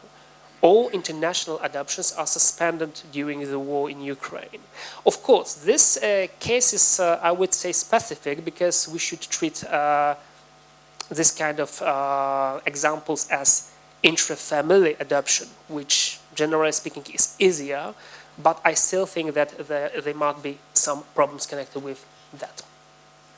So, of course, we could always circumvent the law, and it's possible also during the war. So we must remember that mother is written to birth certificate in Poland on the basis of content of birth card, which is prepared, mostly speaking, by physician.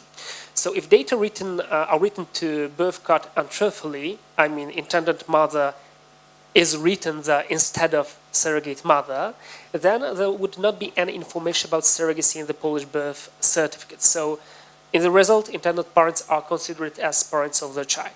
Of course, I don't have any proof that this kind of situation took place in Poland, but I assume that it is very, very, very probable, in my opinion.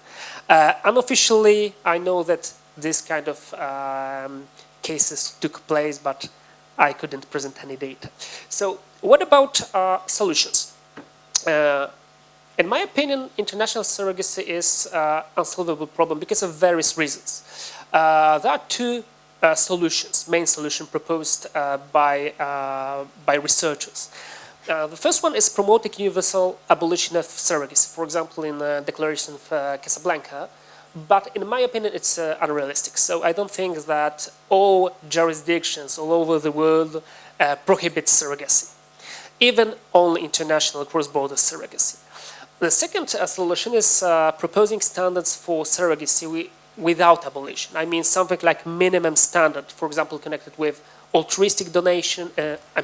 Altruistic surrogacy instead of commercial surrogacy. But it doesn't solve the problem, in my opinion, also because the border between altruistic and commercial surrogacy is sometimes blurred, in my opinion. So, in conclusion, I think that international standard obviously should protect the best interests of a child, even if he or she was born by surrogate mother. And I would say that this kind of approach is quite common. For example, if we consider the European Court of Human Rights cases.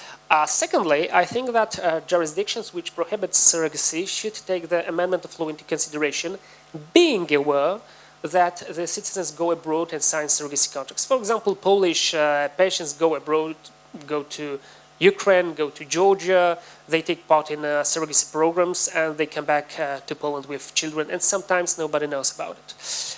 And thirdly, the lack of national regulations which draw requirements for surrogacy means the lack of control of the phenomenon which happen anyway. So if we decide for specific regulations, we could decide what is, according to our jurisdiction, could be accepted and what shouldn't be accepted. Without any regulation, we tell our citizens, let's go abroad and do everything outside our legal system. So thank you very much for your attention. I'd like to emphasize that it was a great pleasure to be here. And thank you, Professor, for the invitation.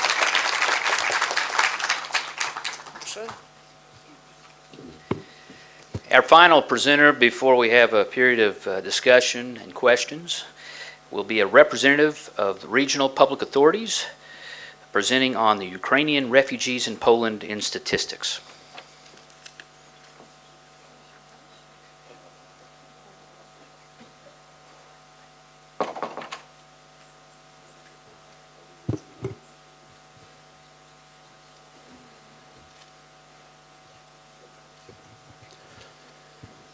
Dzień dobry, witam Państwa serdecznie. Nazywam się Andrzej Łapkowski i reprezentuję Wojewódzki Urząd Pracy w Rzeszowie, Wydział Projektów Własnych, który to zajmuje się projektami od już 2 lat, projektami związanymi z pomocą uchodźcom i projektami związanymi z migracją szeroko rozumianą. Do tej pory zrealizowaliśmy 2 projekty na koniec ubiegłego roku.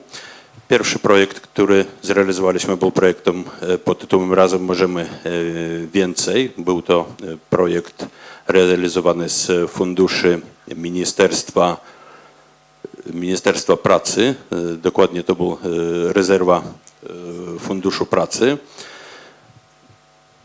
Kilka słów na początek o tym, jak udało się w ogóle pozyskać te środki bardzo szybko, ponieważ tak naprawdę każdy urząd, kto miał do czynienia, pracę w urzędzie, wie, że no, jest obligowany do spełniania pewnych przepisów i te przepisy niestety nie zawsze reagują tak, jak reagują osoby prywatne, prawda, które natychmiastowo zaczęły nieść pomoc ukraińskim uchodźcom.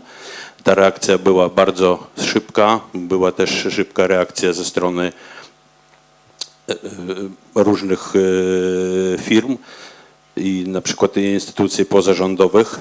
Natomiast no, myśmy też nie próżnowali i pomimo tej ścieżki, powiedzmy, urzędniczej, gdzie od razu ministerstwo i my też zostały uruchamiane różne środki, różne projekty. Myśmy ze swojej strony też pomagali uchodźcom przede wszystkim informacyjnie. Akurat w momencie rozpoczęcia wojny to pracowało.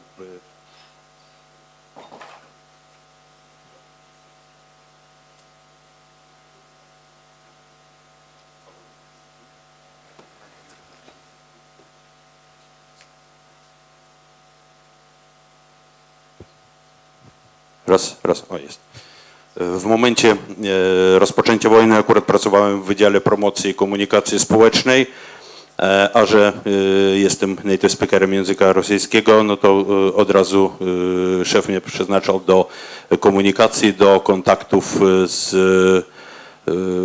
osobami, które do nas przybywały, ale też z instytucjami z zagranicy, czyli z instytucjami z Ukrainy. Tak? I w ten sposób już po tygodniu nawiązaliśmy współpracę z naszym odpowiednikiem, czyli Urzędem Pracy w Lwowie i informowaliśmy osoby, które były na przykład pracownikami instytucji rynku pracy na Ukrainie, gdzie mogą sobie poszukać pracy, w jakich regionach, do jakich urzędów mają się udać. Także ta obsługa informacyjna trwała praktycznie od samego początku. No ale wracając do naszych projektów, czyli projekt Razem możemy więcej był skierowany przede wszystkim dla ukraińskich uchodźców, ale zasadniczo był to projekt dla cudzoziemców, którzy znaleźli się w wyniku różnych perturbacji w Polsce i w ciągu niecałych 2 lat, ponieważ projekt zaczęliśmy w sierpniu 2022 roku, a zakończyliśmy w grudniu 2023. W projekcie było przewidziane wsparcie dla 80 cudzoziemców, czyli 40 osób w pierwszym etapie, w pierwszym roku i 40 osób w drugim etapie. I warunkiem projektu też było, żeby 50% z tych uczestników, co najmniej 50%, to byli uchodźcy z Ukrainy. I taki warunek spełniliśmy, nawet było tych uchodźców znacznie więcej, czyli w pierwszym roku było to 39 Ukraińców i 1 Białorusinka. W następnym roku to było 38 Ukraińców, 1 Włoch i 1 Brazylijczyk.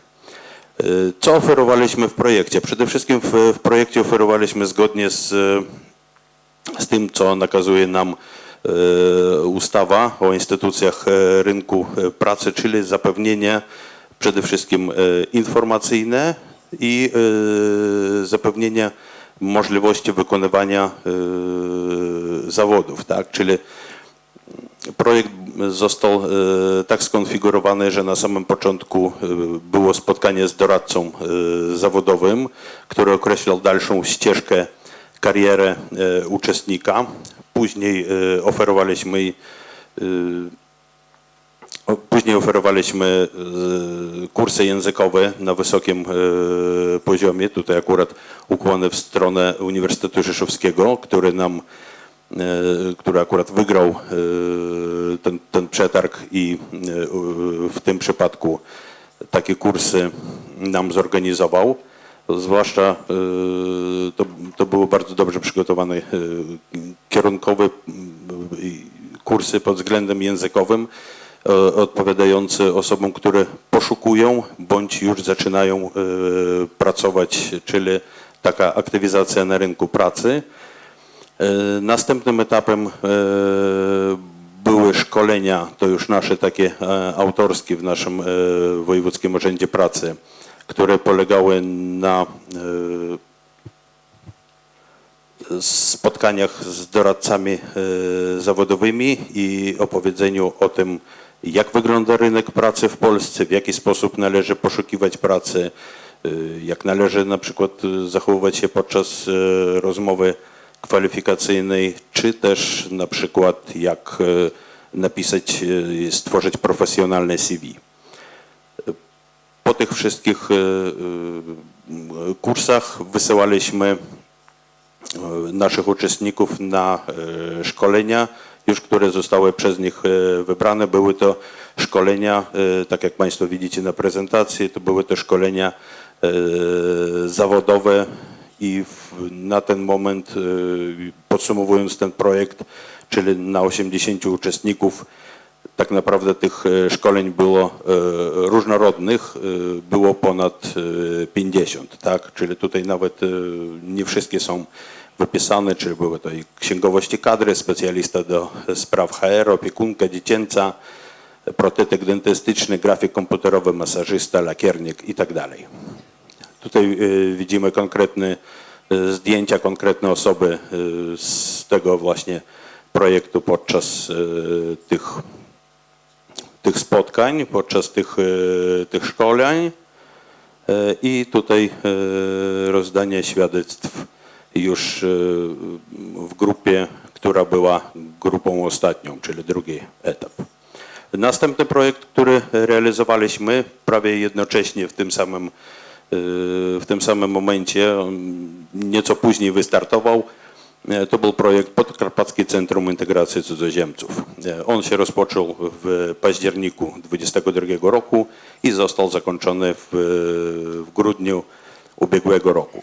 I tutaj należy też zaznaczyć, że to był naprawdę olbrzymi wysiłek, jeżeli chodzi o pracowników, prawda, którzy obsługiwali ten projekt, ponieważ był to projekt z funduszy unijnych, z Regionalnego Programu Operacyjnego Województwa Podkarpackiego, który się zakończył właśnie w ubiegłym roku i dlatego tu wymagania były takie, że musimy ten projekt też w tym okresie rozliczyć. I tutaj proszę zwrócić uwagę, że w tak krótkim czasie zdołaliśmy aktywizować blisko 4000 osób. Fakt jest też taki, że 1700 to były dzieci, czyli osoby nieletnie, które otrzymywały wsparcie w postaci takich wyjazdów edukacyjnych do ośrodków, gdzie wraz z rodzicami uczyli się kultury polskiej, języka polskiego, gramatyki itd., itd. Także i tu podobnie w tym projekcie, jak w projekcie Razem Możemy Więcej, były podobne formy wsparcia, czyli też było spotkanie z doradcą zawodowym, wsparcie prawnika, psychologa, tłumacza w razie potrzeby tutaj komunikacji takiej pierwotnej. Oczywiście kurs języka polskiego na odpowiednim poziomie. Był też taki intensywny, to już wspomniałem, wyjazdowy kurs języka polskiego, czyli dla całych rodzin. I tak zwany bon integracyjno-aktywizacyjny, czyli właśnie szkolenia zawodowe, gdzie te osoby, które wykazywały chęć albo kontynuacji, po prostu przeuczenie się w danym zawodzie, który był wykonywany na Ukrainie, przeuczenie się do polskich warunków, to robili, albo bardzo często było to spotykane, że po prostu chcieli zmienić swoją karierę, ścieżkę zawodową i właśnie dzięki temu naszemu projektowi to im się udało. I tutaj właśnie są też zdjęcia z tego wypoczynku i tego kursu integracyjnego dzieci. I teraz przejdę do najważniejszego, jakby do meritum, to co robimy w chwili obecnej. Czyli w chwili obecnej tak naprawdę kontynuujemy projekt Podkarpackie Centrum Integracji Cudzoziemców 2, tak? Czyli tam była 1, a teraz mamy 2. I ten projekt jest 5-letni, też założony, znaczy nieco inne jest założenie tego projektu, też to jest taka bardzo szybka reakcja na to, co się dzieje nie tylko na Podkarpaciu, nie tylko w Polsce, ale też w świecie, ponieważ projekt jest skierowany nie tylko dla uchodźców z Ukrainy, nie tylko cudzoziemców tak ogólnie, tylko dla jasno określonej grupy, czyli obywateli państw trzecich, tak, którzy przybywają do Polski, przybywają do Unii Europejskiej z różnych przyczyn i na przykład osiedlają się na Podkarpaciu. Projekt jest realizowany z funduszy europejskich dla Podkarpacia na lata 2021-2027. Czas trwania projektu to cała obecna i przyszła perspektywa, czyli od 1 stycznia tego roku do 31 grudnia 2029 roku. Wartość projektu wynosi 32 miliony złotych i głównym celem projektu jest kompleksowe wsparcie w zakresie integracji społeczno-gospodarczej, tak? Czyli to jest takie hasło, w którym jest zawarte bardzo wiele istotnych szczegółów. I w ramach tego projektu przez wszystkie te lata planujemy zaktywizować ponad 2000 migrantów, obywateli państw trzecich. Tutaj chciałem Państwu właśnie podać, bardzo lubię to stwierdzenie znakomitego człowieka, Stephena Coweya, który w wielu przypadkach mnie osobiście bardzo inspirował i to jego powiedzenie jest jak najbardziej adekwatne do naszego projektu. Daj komuś rybę, a nakarmisz go na 1 dzień. naucz go łowić rybę, a nakarmisz go na całe życie. Czyli my poprzez nasz projekt staramy się tym osobom, które się znalazły w trudnej sytuacji, właśnie dawać tą przysłowiową wędkę, tak, żeby te osoby mogły się zintegrować w naszym społeczeństwie, żeby te osoby mogły się odnaleźć siebie zawodowo, żeby mogły doskonalić swoje umiejętności i też zapewnić dobrą przyszłość swoim dzieciom. I tutaj zaplanowane formy wsparcia to między innymi też doradztwo zawodowe, intensywne kursy języka polskiego i tutaj planujemy też wprowadzić pewne novum, czyli będziemy starali się znaleźć wykonawców, którzy nam zaoferują na wysokim poziomie kursy tak zwane branżowe, specjalistyczne. Tak? To jest bardzo ważne w momencie, kiedy osoby decydują się na wykonywanie jakichś zawodów takich powiedzmy bardzo skomplikowanych, w których wykorzystuje się język specjalistyczny. Mówimy tutaj na przykład o lekarzach, mówimy tutaj o sektorze bankowym, tak?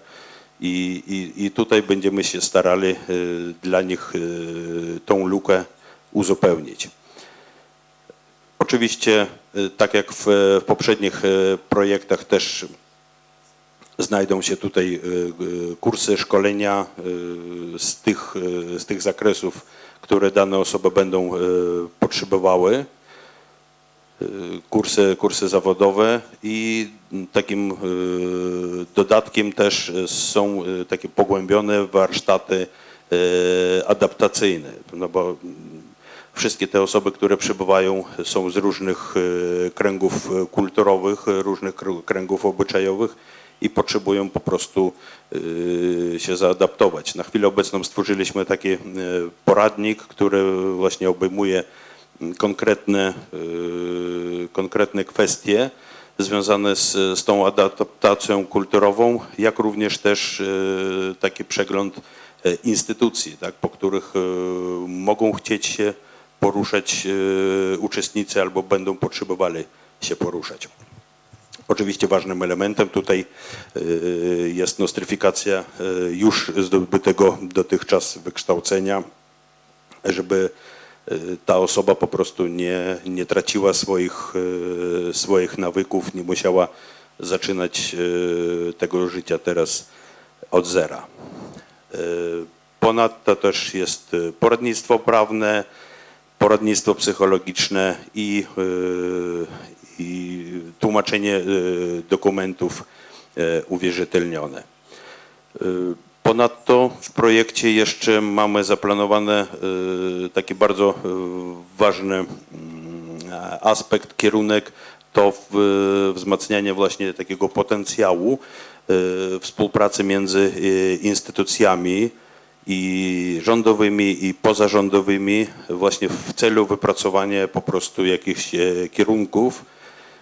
Akurat w tym projekcie za to jestem odpowiedzialny i będziemy też szkolić pracowników. Już kilka tygodni temu rozesłaliśmy do poszczególnych instytucji takie wstępne ankiety, żeby określiły, jakiego rodzaju szkolenia chcą, żebyśmy zorganizowali, dotyczące właśnie współpracy z osobami, z obywatelami państw trzecich. I oczywiście tutaj będą przeprowadzane badania, ekspertyzy, analizy takie bardziej pod kątem naukowym. Dziękuję za uwagę. Natomiast nie chciałbym jeszcze kończyć tej prezentacji tak całkowicie, ponieważ ze mną jest koleżanka Aleksandra Korobejnikowa, która została zatrudniona u nas w pracy jako właśnie specjalista do tej pracy takiej na pierwszej linii, jako doradca migranta. Bardzo dobrze się sprawiła. Zresztą na chwilę obecną mamy 4 osoby zatrudnione w projekcie. Rodowite Ukrainki, które dodatkowo jeszcze się posługują językiem rosyjskim, językiem angielskim. Już bardzo dobrze przez ten czas opanowały język polski. Także bardzo cenimy sobie współpracę z tymi osobami, z tymi dziewczynami. Są naprawdę świetne, potrafią się dogadać bardzo dobrze ze swoimi rodakami, a to jest bardzo ważne. I dlatego chciałbym, żeby kilka słów do Państwa powiedziała, jak wygląda jej taka codzienna praca. Hello, dear ladies and gentlemen. My report will be very short because I think my colleague has told a lot of things about our project. But first of all, as a migrant advisor, I want to tell you how it's look like our what we do every day for our refugees. I help participants to orientate themselves professionally, if it is possible, to adapt their existing profession to the Polish labor market or to acquire a new one. For example, if a participant took a first-level accounting course in the first project, he or she now has the opportunity to take the next second level and thus increase his or her competencies and competitiveness on the labor market. Also, in the previous project, there was a lot of clients with medical education who received specialized professional courses or medical Polish courses, and now we are again receiving application from them for the current project. First of all, and it's very important for them also, we give the opportunity to continue learning Polish at a higher level, to take an international language test and receive a certificate. Also, but if a person's profession is difficult or impossible to adapt, we help them find a new one, depending on their experience, skills, and interests. Because some refugees who came after the outbreak of the war in Ukraine decided to stay in Poland for a longer period of time, so having a job and maximum integration into society is very important for them and their families, because we understand how important it is to feel yourself the part of the society, especially in the new country. Thank you.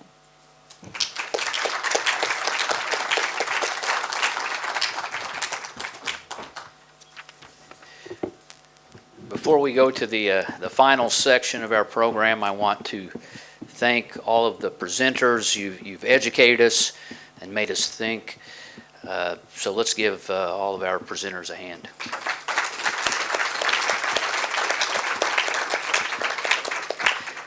Now we're fortunate to have a period of discussion and questions and answers for any of our presenters from either panels. So who has the first question?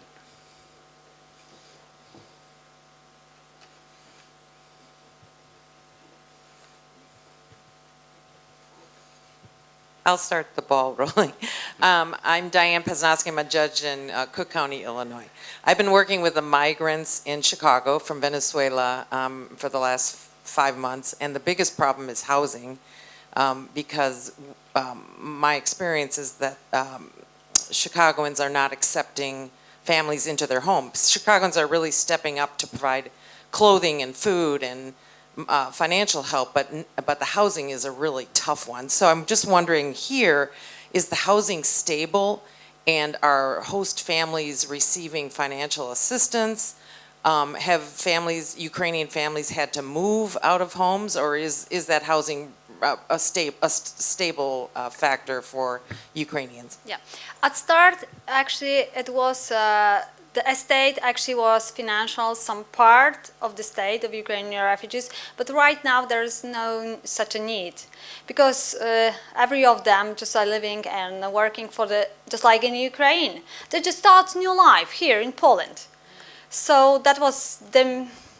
Actually, we will have here another problem, because It's connected actually with my question to the ambassador from yesterday, from which I will have the ban, I'm sure, to the answer to the residents. But the war is actually move on. So probably the refugees will be much more than it is now here in Poland, because the other province from Ukraine are, the Russian is taking other province at the Ukraine. So actually the first wave of the refugees, even the second, is behind us. But we are afraid that the next wave, without American actually cooperation, army cooperation with us and cooperation of the West, will actually bring to Poland another wave of the refugees. So this process, from one part, we can say the first actually stage, the reception, has finished. But we are afraid that it can start again, the new wave. And so probably, if I can say, probably we will do the same for the next wave. We will start from beginning, just if I can say. Question down here.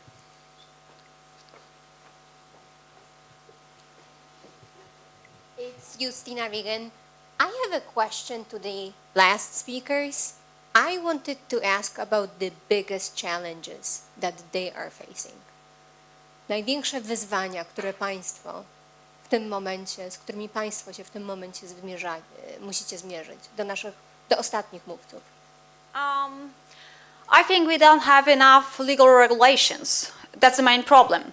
Because the countries which actually faced it with refugees for years had this regulation been taken a long, long time ago. And in Poland, actually, we have enough regulation. Because, just like I said in my speech, actually in my referee, the first stage, the reception, was really successful in Poland. But the problem is that we are not prepared for all the problems connected with refugees. And I think that's the main problem. We don't have enough legal regulations. We are not prepared for the problem not connected with the relocations. Because this is not a problem here in Poland. Even with the not employed, we have the other problems connected with lack of legal regulations, as I think. And there is one more thing, if I can say. International cooperation. I think that in this area, especially in the problem of human trafficking, I think is not enough. From the one side, the refugees doesn't have enough information about the risk of the crimes, that kind of crimes, and I think that here is huge, actually, part work to do.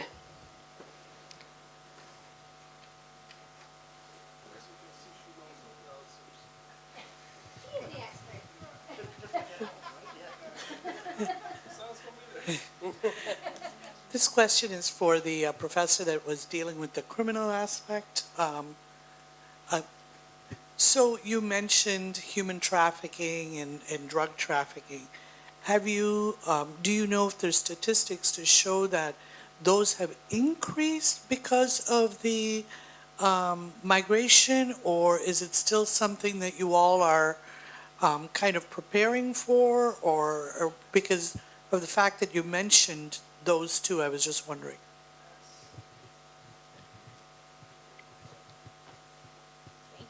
Thank you for your question. The only answer I can give you was on the slide. So sorry, there were statistics, there were data, and I cannot add anything more. So I have still in my mind 220% of rapes on Ukrainian women. So. But in general, statistics about the human trafficking and using Ukrainians, I mean Ukrainian migrants, for example, no, I don't know, sorry. 200% increasing, yeah, I talk about increasing, yeah. Man. So, you mean about citizenship? No, even maybe Poles, but not only. So it depends where they are actually in the moment. So when we, I even don't know, because it was in a report I mentioned, who gathered the data. So I don't know exactly. If I can help in this, because we don't have official statistics in this. Actually, it is some kind of report, international, actually, one of the international association, which is saying that disappeared because the family doesn't have contact with more than 500,000 Ukrainian. So these two examples which I gave about a Ukrainian man who was found in Madrid with 2 young girls, 15 and 16 years old, it's just part of the statistic, and 25 kids which just disappeared from the orphanage. They should be on Canary Island. So the only statistics which you have is based on actually family's information, which doesn't have any contact with Ukrainian here in Poland, which they should be here, and they are not. So on this statistic, we are actually based on. I'm Michael Camille. I'm a judge from Illinois. Thank you, Beata, Justice Overstreet. Thank you all for your participation. I think we heard that surrogacy was stopped or banned during the war. Is that why? I don't understand.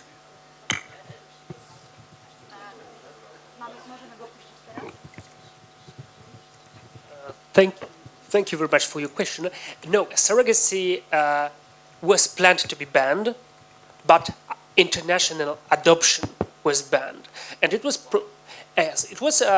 connected with the problem of children who are placed in foster families in Poland. I mean, Ukrainian refugees who are placed in foster families in Poland.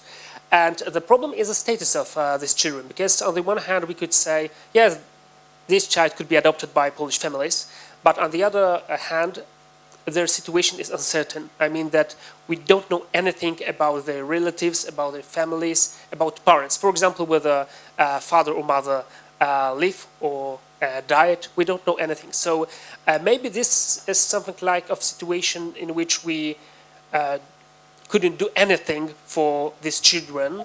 But on the other hand, if we adopt these children by Polish, maybe not adopt, but if we agree for adoption these children by Polish families, we close their relations, legal relations with their genetic parents. So this is really complicated problem where we should weigh various interests. I mean, on the one hand, the current situation of children who are in foster families, which may be not the best situation for them, but on the other hand, after 2 years, 3 years after the war, maybe their parents want to raise them. So I think that this was the main reason of this regulation, but surrogacy agreements are still possible.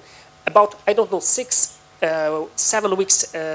months ago, I wrote to a few surrogate agencies in Ukraine and I asked them, do you have new clients? And they answered, yes, we have new clients, although the war started. So it reveals how problem is serious now. So thank you. And I need to sorry all of you, because today is with us our Ministry of Higher Education, and he want to say a few words to us. Ministry of Higher Education, Andrzej Szeptycki, please. Yeah, thank you. Thank you very much. I was to join you for the opening of the conference, but unfortunately I had to be at the parliament at the time. So I'm happy I can somehow conclude or contribute to the conclusions of the conference. As you know very well, more than 2 years ago, Poland welcomed more than 12 million of people who fled Ukraine after the beginning of the full-scale Russian aggression. And this massive arrival of the Ukrainian war refugees didn't turn into a crisis, understood as, a social process which would not be controllable. And this was done, this was possible thanks to the involvement, of course, of Polish government, but also local governments, neighboring cities like Rzeszów, different education, business entities, churches, and finally civic society. And there is a reason why, well, for example, US Ambassador Mark Brzeziński called us a humanitarian superpower, because indeed Poland was able, these more than 2 years ago, to cope with this very unexpected challenge quite well. However, since the beginning, it was clear that helping the Ukrainians will not be a short-time challenge. And of course, now we are not having these millions of people anymore. We have slightly less than 1 million of Ukrainian refugees in Poland, not including the economic migrants. However, we have several more specific challenges related to the presence of this large group of refugees, foreigners in Poland.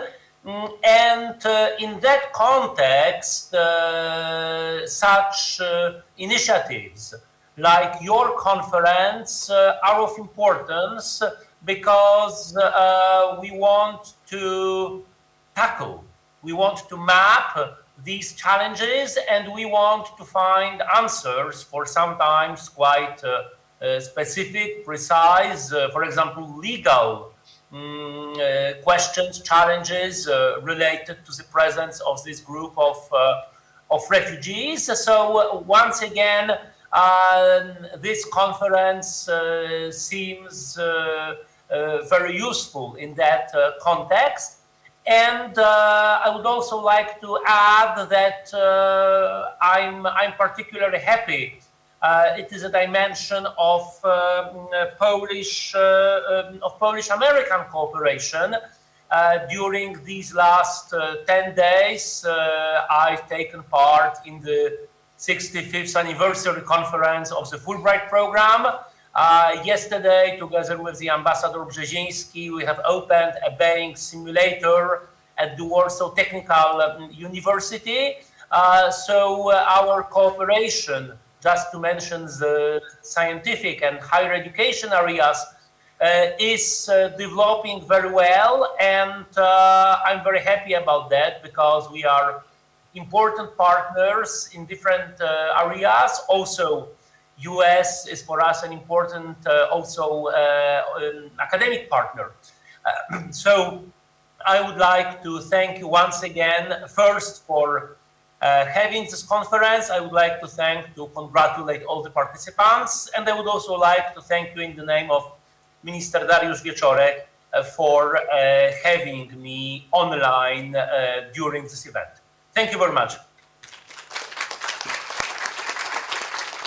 Thank you very much in the name of all the organizers. So right now we can continue our discussion, actually, and the questioning. In Illinois, we have about 200 professions and job categories that are licensed. You have to have a professional license or a state license to be everything from an acupuncturist to a zookeeper, and doctors and neurologists, nurses, some highly technical, some just job categories. So I'm wondering if there's reciprocity for Ukrainian licensed jobs and some professions in Poland so that people can work. It's a very difficult question, because there is no one answer for that, unfortunately. Why? Because it depends on the branch. There are branches in which they can work naturally, and there are branches in which, unfortunately, they need to have special courses or just I don't know how to say it. Yeah, they just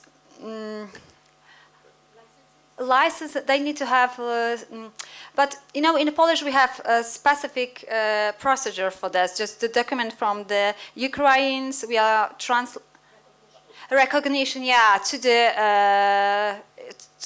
And we are, thanks to recognition, we can actually make them work here in Poland.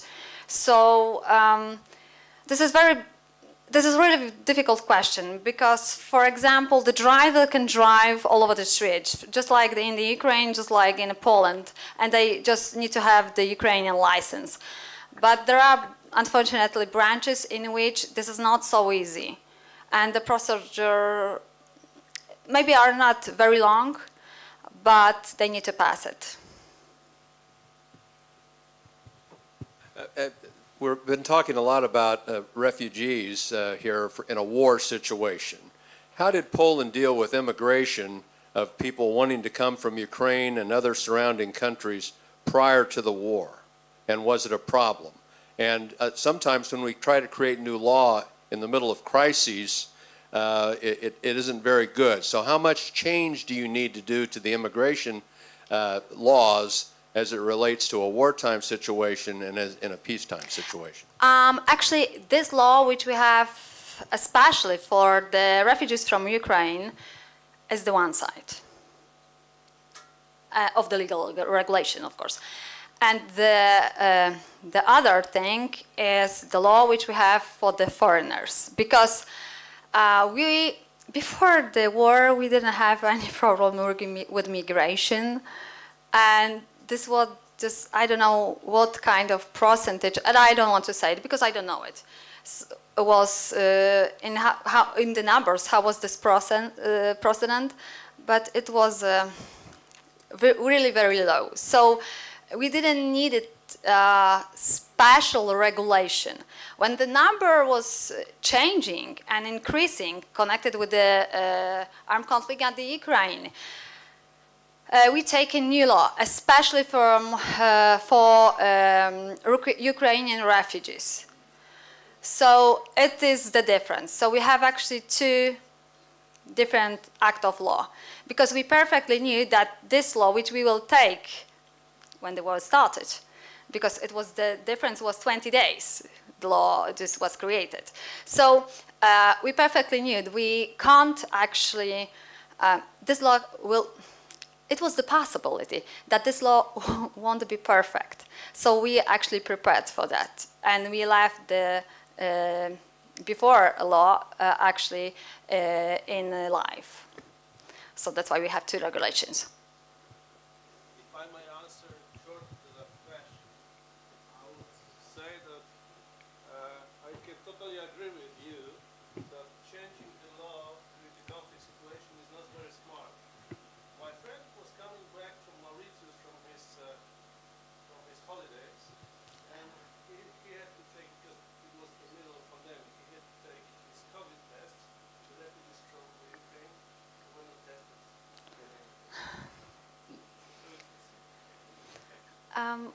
So actually right now our government is preparing the changes in our law connected with the refugees from Ukraine. But unfortunately I'm really very scared that it will not solve all our problems connected with the refugees. So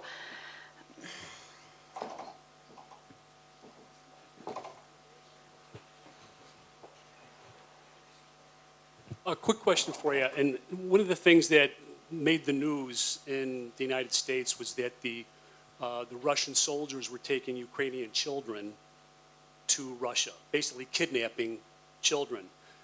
Does Poland, are they involved in trying to reunite some of the refugees with their children that are being detained or kidnapped in Russia? it's a horrible question.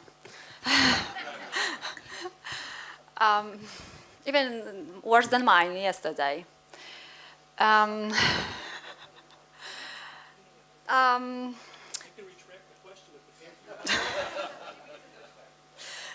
Why is this horrible? Because There is an organization which tried to find out what is happening with the Ukrainian kids from orphanage and from other places, which right now are in different parts of the Russia. But the problem is that the numbers of this are high. The number of the kids are really very high, really very high. And the problem is that actually it is very difficult to find out where these kids are. Because after they cross the border with Russia, they just disappear. For the system, for the international system, they just disappeared. And Russia give them new ideas. And actually, it is very difficult to... I know that very many families actually pays special groups of soldiers and informatics to find the member of the family, the kids. But it is, I don't want to say that it is waste of the money, but it is, I just will say that this is very hard to find out where the kids are. Because from the Ukraine, a lot of them went to Siberia and to the east part of the Russia. So it's really very far from this Ukrainian kids' home. And that's the main problem. Do you have a number of children that are missing? Well, there's more than 100,000. But I don't know exactly how much it is. And the problem is that Ukrainian, actually, the exact number, they even don't know. So that's the other problem. I have a question for another panelist. David Overstreet is from our Supreme Court. And Justice Overstreet, I see all these students here. I'm curious if they might have a question for you, for us, on this topic, because we're here to learn as much as we are to ask and learn from you. If I can ask that question. Absolutely. Yes, sorry. I've been really curious. As a student, I do not have, obviously, the same amount of information or kind of experience as you do. And before my question, I would like to add some context as to why that question arises. I used to live in England during the whole migrant crisis, and I kind of got another outlook on it. While in Poland, it does seem quite like we want to make them feel quite at home. In England, it was the exact opposite. England already had a migrant crisis, and Rishi Sunak is trying to change this currently. There was a lot of Ukrainians that were trying to appeal to court, trying to appeal to people because they came, they didn't get any money. Places where they lived they were either overcrowded, they did not have any conditions to have a normal life, and the education was somewhat provided to them because I cannot complain for that. But from this perspective, and knowing that in other countries it was also not too perfect, we would probably like to know how it was for you, as we do not know how your law differs from ours in Poland, and so far we've only heard about the housing situation.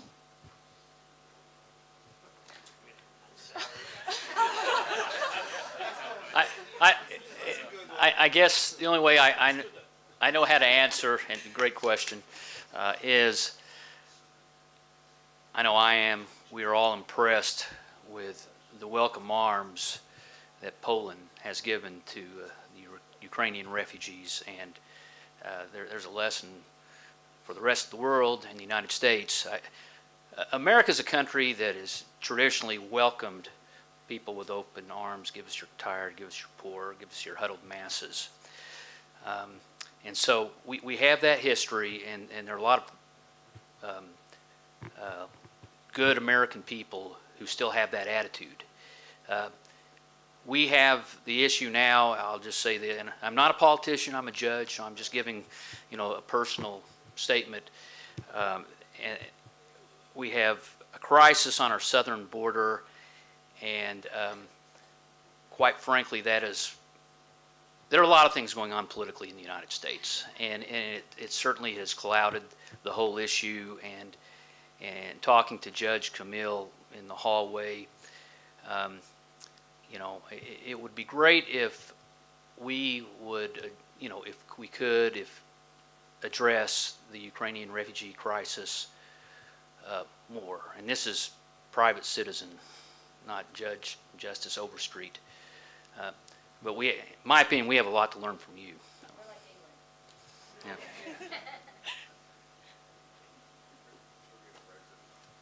I just was going to add to Justice Overstreet's comments. I live in Chicago, as do many of the judges that are here, and there is a neighborhood in Chicago which is called Ukrainian Village, and there's a strong Ukrainian population in Chicago.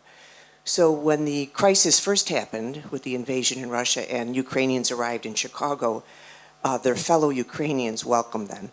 And we see on the news children that came from the Ukraine now going to school and church in Chicago. I wouldn't say it was a formal governmental program necessarily, but there was, because of the substantial Ukrainian population in Chicago, there was a lot of services provided to them that way.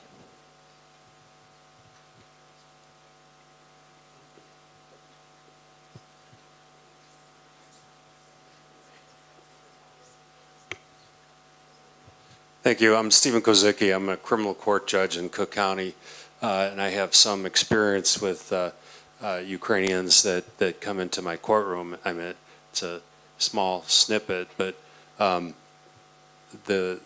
see many different immigration or immigrant groups from all over the world, and I can say the last couple of years of my experience is that, first of all, the Ukrainians aren't overrepresented in the criminal courts. In other words, they're not the Ukrainians that are making it to the United States, or at least the city of Chicago and the north and northwest suburbs where I sit. They are not overrepresented in the population. They're not coming and committing a lot of crimes. What they wind up doing is that winds them in front of the criminal courts or driving under the influence of alcohol, maybe some domestic violence, but not murders, armed robberies, or things like that. A lot of them come with skills and trades that they are able to find work very quickly and become independent in the culture and find America as the land of opportunity, just like every other immigrant group that has come looking for a better life. And I also think that the Polish community in Chicago has been perhaps not as welcoming as the Poles here, but I think that the spirit of Poland is alive and well in the city of Chicago, and I'd like to think that we've made life a little bit easier for Ukrainians in Chicago as well. So.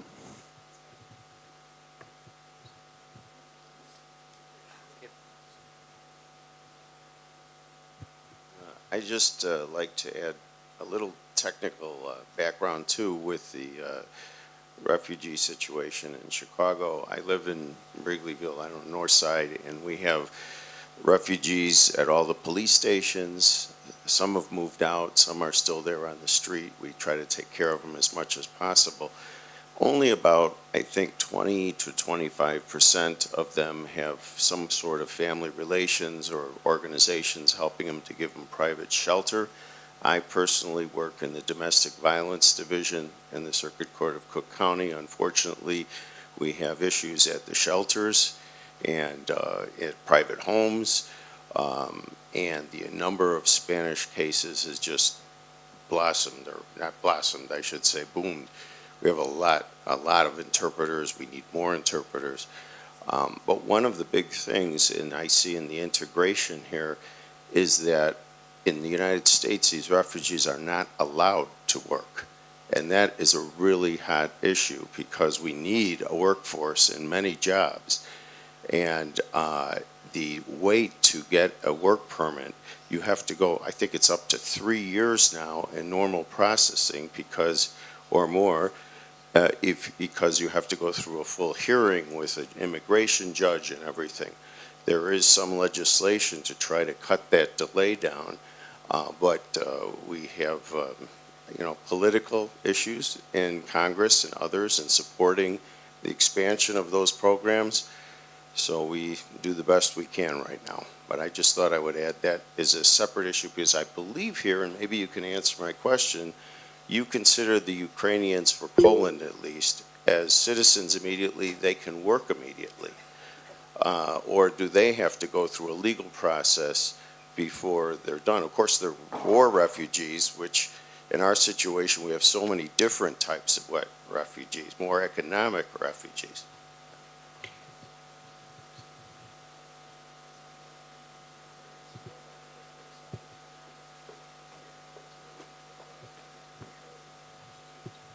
So it would be more like a comment than a question, but being an immigrant myself, being someone who moved from Poland to the US, there was one thing that was said today that really resonated with me. I don't know whether you recall, during the first panel, during the second presentation, there was an example of cases that are being prosecuted in Poland that actually stem from cultural differences. So again, I understand that when it comes to DUI, it works the same. The law is the same in Poland as it is in Ukraine. But in the Ukraine, it's not enforced. So this is why no one worried about that. So they were doing, when they came over here, they were doing the same, what they were used to doing in Ukraine. And the same thing with punishing the kids. Here, it is illegal to slap your child. But from what I understood, it is kind of acceptable, culturally acceptable in Ukraine.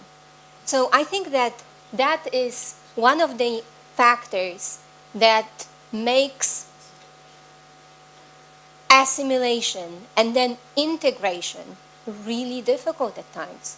And I think that now it may be a little bit easier with someone who came from a neighboring country because I think, Poles understand those cultural differences because those cultures are relatively close.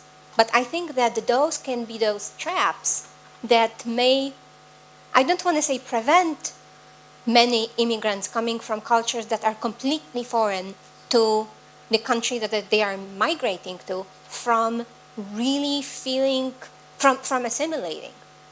Just a comment.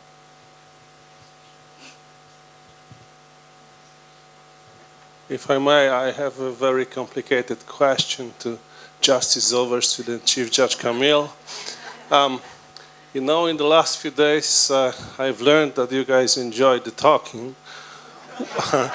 What do you think if we could change the surroundings and continue this brilliant discussion during the dinner? Thank you. I think my friend Marouche is a very wise man. Would you like to close this? Yes. Okay. All right. Ladies and gentlemen, everything was good. It ends very quickly. So thank you all the panelists. Thank you for all the questions. And for the students, I need to say, see you on Tuesday. And for you, I need to say, see you in Chicago. Thank you very much.